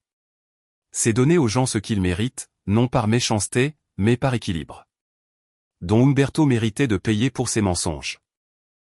Donia Guadalupe méritait de vivre dans la vérité. Sofia méritait de connaître son père tel qu'il était. Et Tadeo méritait d'être défendu. C'était ça, la justice. Et moi, j'avais été l'instrument de cette justice. Non pas parce que j'étais spécial, mais parce que j'avais décidé de ne pas me taire. Quelques semaines plus tard, j'ai rencontré l'une des familles affectées par Don Umberto. C'était au marché. Une dame m'a reconnu. « Vous êtes Frida Escoto, n'est-ce pas ? » « Oui. Je veux vous remercier d'avoir parlé, d'avoir défendu la vérité. Grâce à vous, nous avons récupéré une partie de notre argent. Pas tout, mais quelque chose. J'en suis très heureuse. Vous savez, moi aussi je suis restée silencieuse pendant des années. Mon mari me trompait et je ne disais rien parce que j'avais peur. Peur de me retrouver seule, peur de ne pas pouvoir subvenir aux besoins de mes enfants. Je comprends. Mais quand j'ai vu ce que vous avez fait, quand je vous ai vu vous lever et dire la vérité, même si ça vous coûtait, ça m'a donné du courage. J'ai confronté mon mari et j'ai divorcé. Elle m'a regardé avec des larmes dans les yeux. Maintenant, je vis seule, mais je vis en paix. Et ça n'a pas de prix. Je l'ai serré dans mes bras. Je suis si heureuse pour vous. Merci de m'avoir appris qu'il n'est jamais trop tard pour dire la vérité. Cette conversation est restée gravée en moi, parce que j'ai compris que ce que j'avais fait n'avait pas seulement affecté ma famille. J'avais inspiré d'autres femmes, d'autres mères, d'autres survivantes à élever la voix. Et maintenant, alors que je vous raconte cela, que je me souviens de chaque instant de cette nuit qui a tout changé, je me demande si je referais la même chose. Et la réponse est oui. 1000 fois oui. Parce que défendre ceux qu'on aime n'est pas une option, c'est un devoir. Et la vérité, même si elle fait mal, est toujours meilleure que le mensonge. Toujours. 2 ans ont passé depuis cette nuit. 2 ans depuis que j'ai pris ce micro et dit la vérité, 2 ans depuis que le monde de Don Humberto Salazar s'est effondré. Et pendant ces 2 années, j'ai vu comment la vie elle-même s'est chargée de rendre justice. Parce que j'ai appris quelque chose, le karma n'est pas la vengeance, c'est l'équilibre. C'est la vie qui rend à chacun ce qu'il a semé. Et Don Humberto a récolté exactement ce qu'il a planté. Un samedi après-midi, alors que je gardais Miguel au parc, j'ai reçu un appel de Sofia. « Madame Frida, pouvez-vous venir chez moi? J'ai besoin de vous parler. » Il s'est passé quelque chose? Oui. Mais je préfère vous le dire en personne. Je suis arrivé chez elle 1 heure plus tard. Tadeo travaillait. Sofia m'a ouvert la porte. Elle avait l'air fatiguée, mais calme. « Qu'est-il arrivé, ma chérie ?» Nous nous sommes assises dans le salon. Elle a préparé une tisane au citron. Mon père m'a envoyé une lettre de la prison. Que t'a-t-il dit? Sofia a sorti l'enveloppe de son sac. C'était une lettre manuscrite. L'écriture était tremblante, comme s'il l'avait écrite avec difficulté. Puis-je vous la lire? Bien sûr. Sofia a déplié la lettre et a lu, « Chère Sofia, je ne sais pas si tu liras ceci, je ne sais pas si tu me pardonneras un jour, mais j'ai besoin de t'écrire. Je suis dans cette cellule depuis 2 ans, 2 ans avec beaucoup de temps pour penser, pour me souvenir, pour me repentir. Ici, il n'y a pas de luxe, pas de pouvoir, pas d'admiration, seulement le silence. Et dans ce silence, j'ai enfin pu entendre ma propre conscience. J'ai été un mauvais mari, un mauvais père, un mauvais homme. J'ai menti à ta mère pendant 30 ans. Je lui ai pris sa jeunesse, sa confiance, sa paix. Je vous ai menti, à vous, mes filles. Je vous ai fait croire que l'argent était la chose la plus importante, que le succès se mesurait en voiture et en grande maison. Et j'ai menti à Véronica et à mes autres enfants. Je leur ai promis un avenir que je n'ai jamais pu leur donner. Mais surtout, je me suis menti à moi-même. Je me suis convaincu que j'étais un homme prospère, important, respecté, alors qu'en réalité, je n'étais qu'un lâche, un imposteur, un homme vide qui achetait des choses pour combler un vide qui ne s'est jamais rempli. Aujourd'hui, je me suis réveillé dans ma cellule et je me suis vu dans le miroir. Je n'ai pas reconnu l'homme qui était là, maigre, grisonnant, avec des rides profondes, des yeux fatigués. Et j'ai pensé, c'est ça, ce qui reste d'Humberto Salazar? La réponse est oui, c'est ce qui reste. Un homme brisé qui a tout perdu. J'ai perdu ma famille, mon entreprise, ma liberté, ma dignité. Et le pire, j'ai perdu ma chance d'être un bon père. Sofia, je ne te demande pas de me pardonner. Je ne le mérite pas. Je te demande seulement d'apprendre de mes erreurs, de ne pas commettre les mêmes, d'élever ton fils avec amour, avec vérité, avec humilité. Et de savoir que même si j'ai été un mauvais père, je t'ai toujours aimé. À ma manière erronée, mais je t'ai aimé. Je te souhaite le meilleur, ma fille. À toi, à Tadeo, et à mon petit-fils Miguel. Ton père, Humberto. Sofia a fini de lire. Elle s'est essuyé les larmes du revers de la main. Je pleurais aussi. Qu'est-ce que tu vas faire? Lui ai-je demandé. Je ne sais pas. Une partie de moi veut lui pardonner, mais une autre partie a encore mal. Le pardon n'est pas quelque chose qui arrive du jour au lendemain. C'est un chemin, et c'est toi qui décides quand tu es prête à le parcourir. Sophia a hoché la tête. Ce que je sais, c'est que je n'ai plus de rancune envers lui. Parce que la rancune ne fait que m'empoisonner moi, pas lui.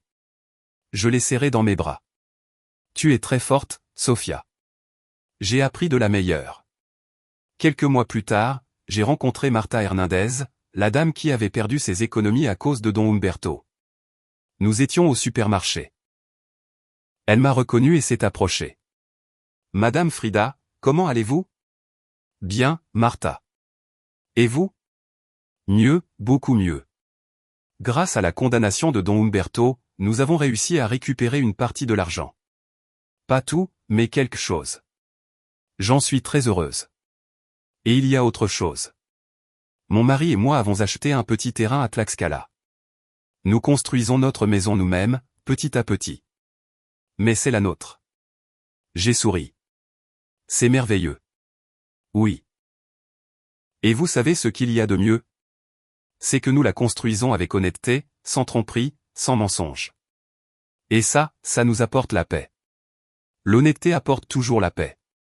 Marta m'a pris les mains. Merci, Madame Frida, de ne pas être restée silencieuse, de nous avoir défendus. Vous avez changé nos vies. Non, Marta. Vous avez changé vos propres vies. Je n'ai fait que dire la vérité, mais vous avez eu le courage de vous battre. Nous nous sommes dit au revoir avec une étreinte, et j'ai senti que quelque chose en moi guérissait un peu plus. Une autre année a passé. Miguel a eu 3 ans. C'était un enfant joyeux, curieux, intelligent. Il ressemblait tellement à Tadeo que parfois, mon cœur se serrait d'amour. Tadeo avait eu une promotion à son travail.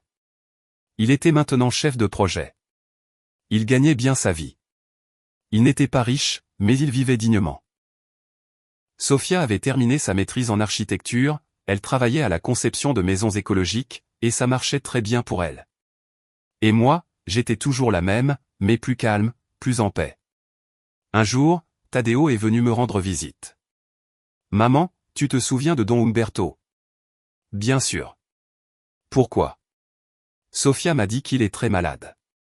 Il a le diabète et comme il n'y a pas de bons soins médicaux en prison, son état s'aggrave. À quel point est-ce grave? Grave. Il a perdu un orteil. Et on dit qu'il pourrait en perdre d'autres. J'ai ressenti une pointe de tristesse.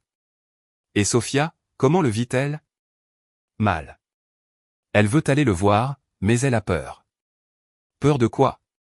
Peur d'avoir pitié, peur de croire à nouveau à ses mensonges. Dis-lui d'y aller. Mais d'y aller pour elle, pas pour lui. Que veux-tu dire? Qu'elle y aille pour clore ce chapitre. Pour dire ce qu'elle a besoin de dire. Pas pour le sauver, car il doit vivre avec les conséquences de ses actes. Tadeo a hoché la tête. Tu as raison, maman. Comme toujours. Sophia est allée rendre visite à Don Humberto 2 semaines plus tard. À son retour, elle est venue chez moi. Elle avait besoin de parler.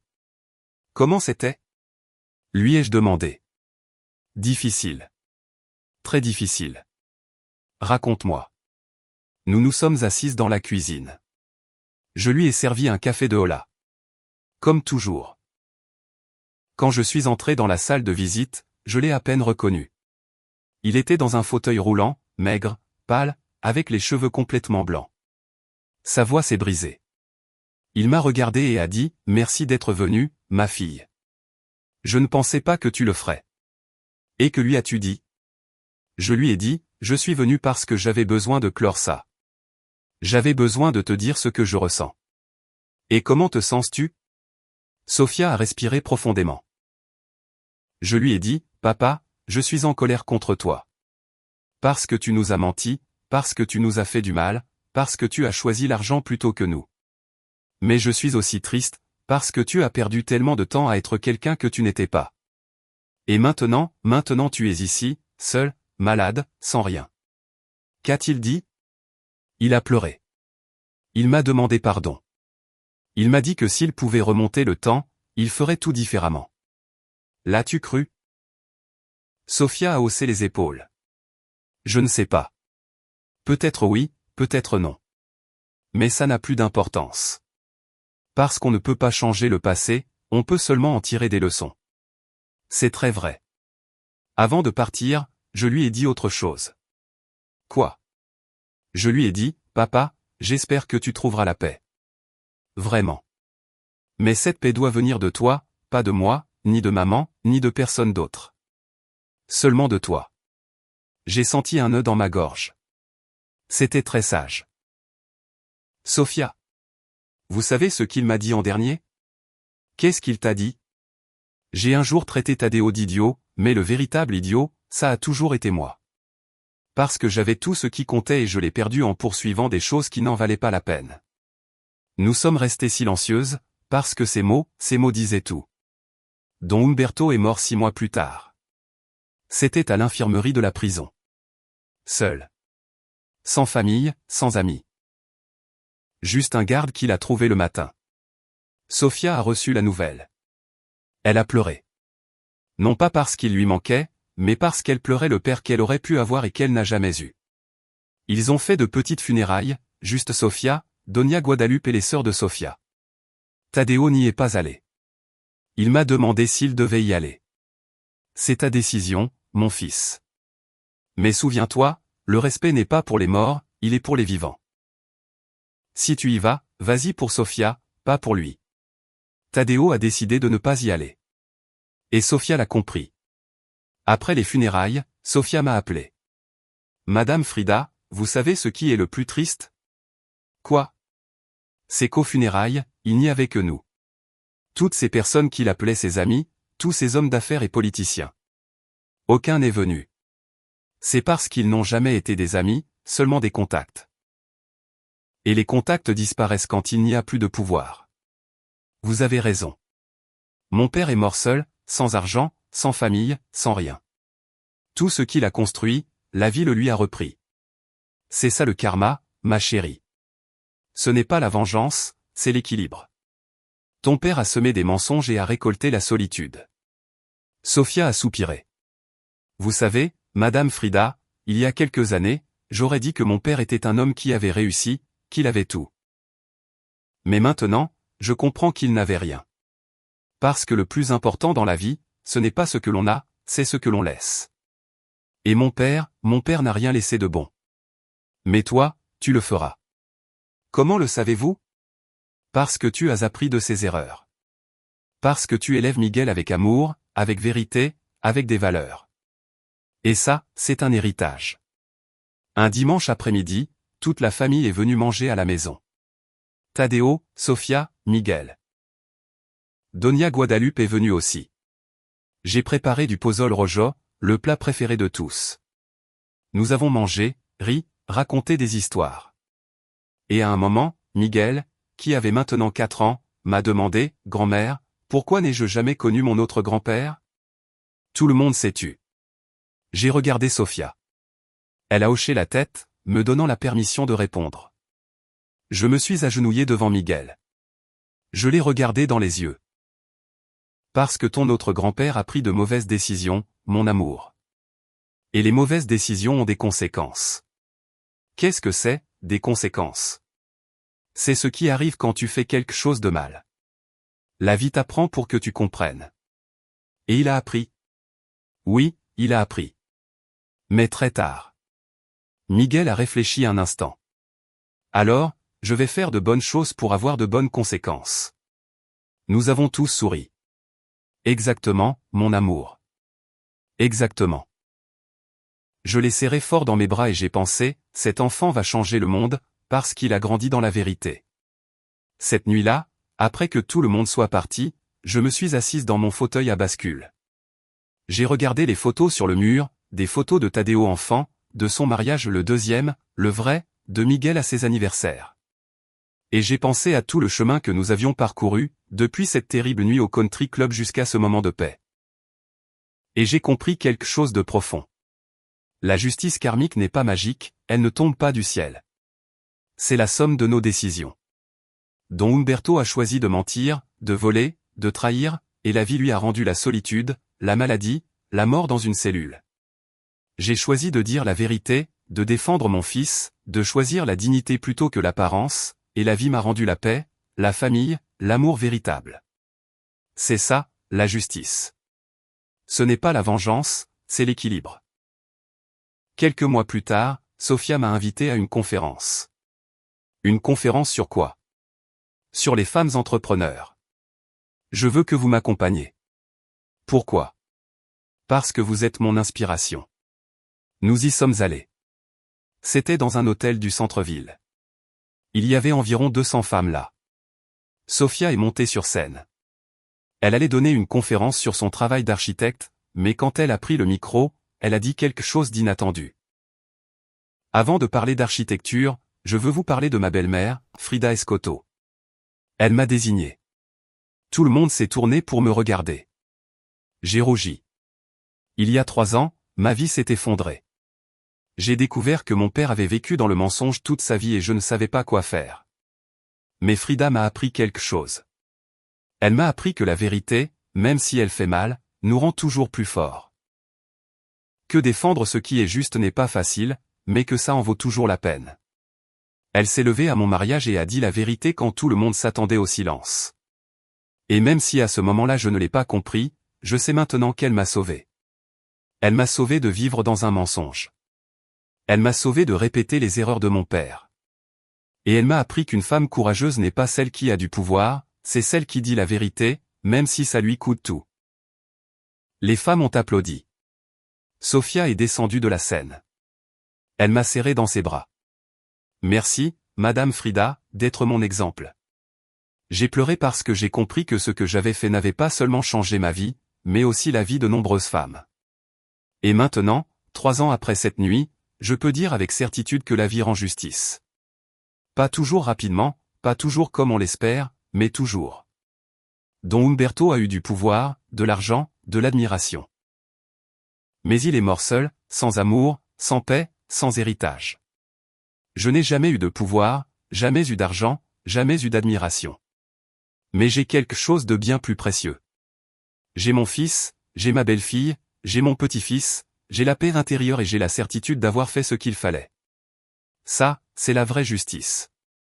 5 ans ont passé depuis cette nuit, 5 ans depuis que j'ai pris ce micro et changé le cours de nos vies. Aujourd'hui, j'ai 60 ans.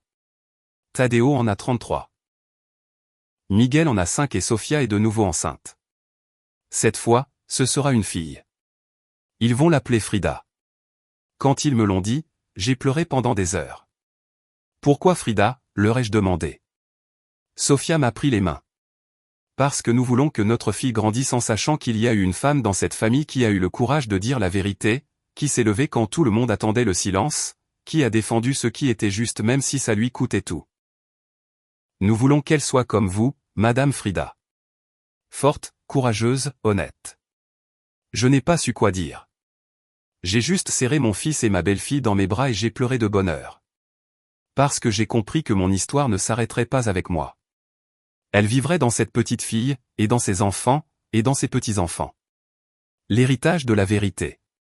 Ce matin, je me suis réveillé tôt. J'ai préparé un café de hola comme tous les matins. Je me suis assise dans mon fauteuil à bascule près de la fenêtre. J'ai regardé le lever du soleil.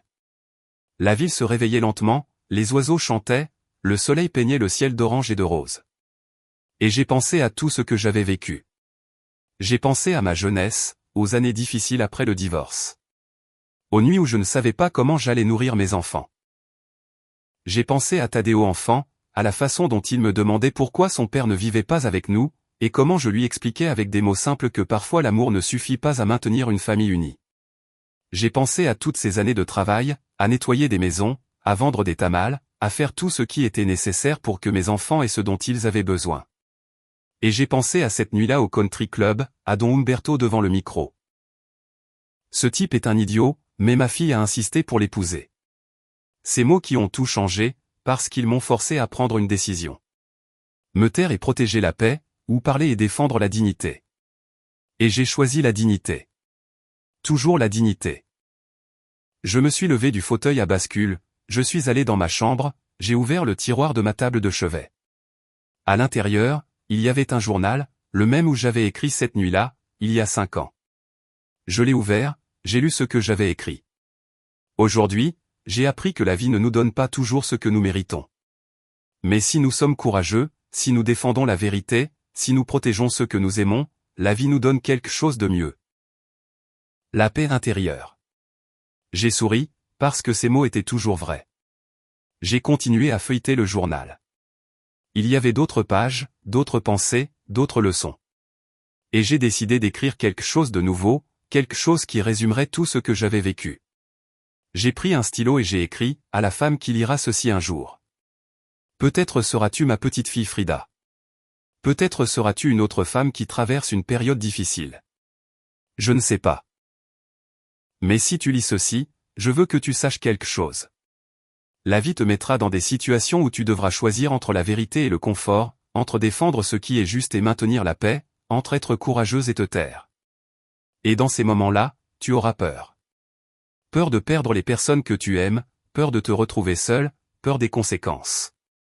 Mais laisse-moi te dire quelque chose que j'ai appris après 60 ans de vie. Le silence ne protège personne. Il ne protège que les mensonges. Et les mensonges, tôt ou tard, explosent toujours, font toujours du mal, détruisent toujours. Alors, si tu dois choisir, choisis la vérité. Même si elle fait mal, même si elle te coûte, même si elle t'éloigne des autres. Parce que la vérité est le seul fondement sur lequel on peut construire quelque chose de vrai, un amour vrai, une famille vraie, une vie vraie. J'ai pris cette décision il y a 5 ans. Et j'ai perdu beaucoup de choses dans le processus. J'ai perdu l'illusion d'un mariage parfait. J'ai perdu la confiance de mon fils pendant un temps. J'ai perdu l'approbation de beaucoup de gens. Mais j'ai gagné quelque chose de plus précieux. J'ai gagné ma dignité, ma paix intérieure et le respect des personnes qui comptent vraiment. Aujourd'hui, mon fils m'aime, ma belle-fille me respecte, mon petit-fils m'admire. Et ça vaut plus que n'importe quelle approbation extérieure. Alors n'aie pas peur de dire la vérité, n'aie pas peur de défendre ce qui est juste. N'aie pas peur d'être courageuse. Parce que les femmes courageuses sont celles qui changent le monde. Une vérité à la fois. Avec amour, Frida Escoto. J'ai fermé le journal, je l'ai rangé dans le tiroir et j'ai respiré profondément. Parce que j'ai senti que j'avais bouclé un cycle. J'avais raconté mon histoire, j'avais laissé mon héritage, j'avais dit ce que j'avais besoin de dire. Et maintenant je pouvais aller de l'avant, en paix. Cet après-midi-là, Tadeo et Sofia sont venus me rendre visite avec Miguel. Le petit garçon a couru vers moi dès qu'il est entré. Grand-mère, grand-mère. Je l'ai soulevé, je l'ai serré dans mes bras. Il sentait le savon pour bébé et les biscuits. Comment va mon prince? Bien. Aujourd'hui, à l'école, j'ai appris ce que sont les héros. Ah oui? Et qui sont les héros? La maîtresse a dit que les héros sont des gens qui font des choses difficiles pour aider les autres. C'est très vrai. Miguel m'a regardé avec ses grands yeux curieux. Grand-mère, tu es une héroïne? Je suis resté sans voix. Tadeo a souri. Sofia aussi. Pourquoi demandes-tu ça, mon amour? Parce que maman m'a raconté que tu as fait quelque chose de très difficile, que tu as dit la vérité quand personne d'autre ne le voulait, et que ça nous a sauvés. J'ai eu les larmes aux yeux. Je ne suis pas une héroïne, Miguel. Je suis juste une grand-mère qui aime sa famille. Mais les héros sont comme ça aussi. Ils aiment leur famille et ils la protègent. Je l'ai serré fort dans mes bras. Alors oui, mon amour. Je suis une héroïne. Ton héroïne. Miguel a ri et m'a fait un bisou sur la joue. Et à ce moment-là, j'ai senti que tout en avait valu la peine. Chaque larme, chaque peur, chaque nuit d'insomnie.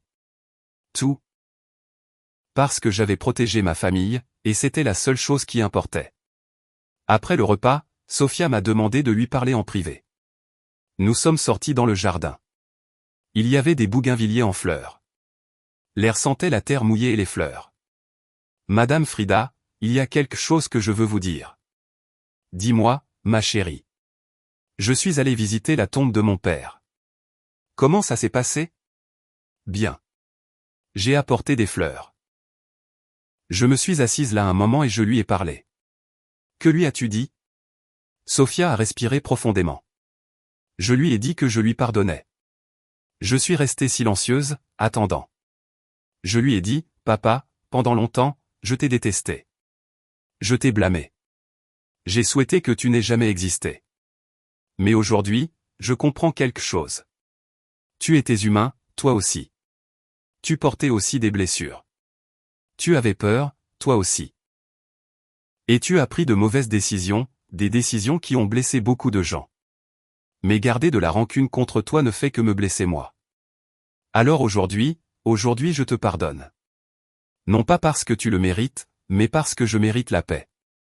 Sa voix s'est brisée. Et vous savez quoi, Madame Frida? Quand j'ai dit ces mots, j'ai senti comme si quelque chose de lourd se soulevait de ma poitrine. Comme si je pouvais enfin respirer. Je l'ai serré dans mes bras. Le pardon n'est pas pour l'autre personne, il est pour nous. Pour nous libérer. Je sais. Et c'est grâce à vous que j'ai appris ça. Parce que vous m'avez appris que défendre la vérité ne signifie pas vivre avec de la rancune, cela signifie vivre avec dignité. Exactement, ma chérie. Exactement. Nous sommes restés là, enlacés sous les bougainvilliers, 2 femmes, 2 générations, 2 histoires entrelacées. Et j'ai compris que mon héritage n'était pas seulement la vérité, c'était aussi le pardon. La justice sans vengeance, l'équilibre sans haine. Cette nuit-là, après que tout le monde soit parti, je me suis assise dans le salon avec une tasse de thé. J'ai allumé la télévision. Il y avait une émission sur les femmes qui avaient changé leur communauté. L'une des personnes interviewées était Marta Hernandez, la dame qui avait perdu ses économies à cause de Don Humberto. Je l'ai reconnue immédiatement. L'intervieweur lui a demandé comment elle avait réussi à s'en sortir après avoir tout perdu. Marta a souri. Il y a eu une femme qui m'a inspiré. Elle s'appelle Frida Escoto. Elle a eu le courage de dire la vérité quand tout le monde attendait le silence, et cela m'a appris qu'il n'est jamais trop tard pour défendre ce qui est juste. Et qu'avez-vous fait? J'ai confronté ma situation, j'ai porté plainte, je me suis battu et j'ai récupéré une partie de mon argent. Avec ça, j'ai acheté un petit terrain. Mon mari et moi avons construit notre maison de nos propres mains. Et maintenant nous vivons en paix. Parce que c'est une maison construite sur la vérité, pas sur des mensonges. L'intervieweur a hoché la tête. Que diriez-vous aux autres femmes qui traversent une situation difficile? Marta a regardé droit dans la caméra. Je leur dirais de ne pas avoir peur de dire la vérité, de ne pas avoir peur de défendre ce qui est juste. Parce que le silence ne nous protège pas, il ne protège que les mensonges. Et nous méritons de vivre dans la vérité. J'ai éteint la télévision et j'ai pleuré. Mais cette fois, ce n'était pas des larmes de tristesse, c'était des larmes de joie. Parce que j'ai compris que ce que j'avais fait avait inspiré d'autres femmes, d'autres mères, d'autres grand-mères, d'autres filles. À élever la voix, à défendre la vérité, à vivre avec dignité. Et ça, c'était un héritage. Aujourd'hui, alors que j'écris ceci, j'ai 60 ans, mais je me sens plus jeune que jamais. Parce que je comprends enfin le sens de ma vie. Je ne suis pas venu dans ce monde pour être riche, je ne suis pas venu pour être célèbre, je ne suis pas venu pour être parfaite. Je suis venu pour être courageuse. Pour dire la vérité quand tout le monde se taisait, pour défendre ce que j'aimais quand personne d'autre ne le faisait, pour enseigner à ma famille que la dignité vaut plus que n'importe quelle approbation. Et je crois que j'ai réussi. Parce que quand je regarde mon fils, je vois un homme honnête, travailleur, intègre. Quand je regarde ma belle-fille, je vois une femme forte, sage, compatissante. Et quand je regarde mon petit-fils, je vois de l'espoir, je vois un avenir, je vois de la lumière. C'est ça que je laisse. Pas d'argent, pas de propriété, pas de célébrité. Je laisse des valeurs, je laisse la vérité, je laisse l'amour. Et ça, c'est plus précieux que n'importe quelle fortune. La semaine dernière, Miguel m'a demandé quelque chose. Grand-mère, quand tu seras vieille, très vieille, tu vas mourir? Oui, mon amour. Un jour. Et alors je ne te verrai plus? Pas avec les yeux, mais avec le cœur. Comment? Je me suis agenouillé devant lui, je l'ai regardé dans les yeux. Chaque fois que tu diras la vérité, je serai là. Oui. Oui. Chaque fois que tu défendras quelqu'un que tu aimes, je serai là. Chaque fois que tu seras courageux, je serai là. Et comment je saurai que tu es là? Parce que tu sentiras une chaleur dans ta poitrine, une paix. Et tu sauras que je suis avec toi. Miguel a souri. Alors, tu ne partiras jamais. Jamais, mon amour. Jamais. Je l'ai serré dans mes bras et j'ai su que c'était vrai. Parce que les héritages ne meurent pas, ils se transforment. Ce soir, alors que je regarde les étoiles depuis ma fenêtre, je pense à tout ce que j'ai vécu et je me demande, que dirais-je aux femmes qui liront mon histoire? Je leur dirai ceci, n'aie pas peur d'être courageuse. N'aie pas peur de dire la vérité. N'aie pas peur de défendre ce qui est juste, même si tout le monde te dit que tu es folle. Parce que le monde a besoin de plus de femmes courageuses. Des femmes qui se lèvent quand tout le monde attend le silence. Des femmes qui disent ça suffit quand tout le monde dit supporte. Des femmes qui choisissent la dignité plutôt que le confort. Parce que ces femmes-là changent le monde. Une vérité à la fois, une famille à la fois, une génération à la fois. Et si mon histoire est d'une seule femme à ouvrir les yeux, si elle est d'une seule mère à défendre son fils, si elle est d'une seule fille à sortir d'un mensonge, alors tout en aura valu la peine. Chaque larme, chaque peur, chaque nuit difficile. Tout. Parce qu'à la fin, ce qui compte, ce n'est pas combien de temps nous vivons, c'est comment nous vivons. Et j'ai choisi de vivre dans la vérité. J'ai choisi de vivre avec dignité. J'ai choisi de vivre avec amour. Et ça, c'est mon histoire. L'histoire d'une femme ordinaire qui a fait quelque chose d'extraordinaire. Non pas parce qu'elle était spéciale, mais parce qu'elle a décidé de ne pas se taire. Demain, je vais voir Tadeo et Sofia. Nous irons au parc avec Miguel. Nous mangerons une glace. Nous rirons. Nous vivrons. Parce que c'est ce que font les familles qui s'aiment vraiment. Elles vivent, aiment, pardonnent, grandissent. Et moi, je continuerai d'être la grand-mère qui raconte des histoires, la grand-mère qui fait des biscuits, la grand-mère qui serre fort dans ses bras. Mais aussi la grand-mère qui enseigne que la vérité est toujours meilleure que le mensonge, que la dignité est toujours meilleure que l'apparence, que le véritable amour est toujours meilleur que le faux amour. C'est mon héritage, et je suis en paix avec lui. Alors, si tu lis ceci, si tu écoutes mon histoire, je veux que tu saches quelque chose. Toi aussi, tu peux être courageuse. Toi aussi, tu peux dire la vérité. Toi aussi, tu peux défendre ce qui est juste. Peu importe ton âge, peu importe ta situation, peu importe ta peur. Parce que le courage, ce n'est pas l'absence de peur, c'est agir malgré la peur. Et si une femme de 55 ans a pu se lever à un mariage et détruire un empire de mensonges, toi aussi tu peux te lever dans ta vie et dire, ça suffit. Ça s'arrête ici. Parce que tu mérites de vivre dans la vérité, tu mérites de vivre en paix, tu mérites de vivre avec dignité. Nous le méritons toutes. Merci de m'avoir écouté jusqu'au bout. Merci d'avoir marché avec moi dans cette histoire. Merci de m'avoir permis d'entrer dans ton cœur. Si cette histoire a touché ton âme, si elle t'a fait réfléchir, si elle t'a donné du courage, alors partage-la. Partage-la avec ta mère, avec ta fille, avec ta sœur, avec ton ami. Parce que les histoires ont un pouvoir. Le pouvoir de transformer, le pouvoir de guérir, le pouvoir d'inspirer. Et cette histoire est pour toutes les femmes qui ont un jour eu peur de parler. Pour toutes celles qui se sont tues quand elles voulaient crier. Pour toutes celles qui ont supporté quand elles voulaient partir. Cette histoire est pour vous. Et je vous le dis, vous n'êtes plus seuls. Parce que maintenant vous savez qu'il y a eu une femme qui a aussi eu peur, mais qui a parlé quand même. Et qui a tout changé. Abonne-toi et active la cloche pour écouter plus d'histoires de femmes qui ont transformé leur douleur en sagesse. Chaque jour, une femme, une leçon de vie. Partage cette histoire avec quelqu'un que tu aimes.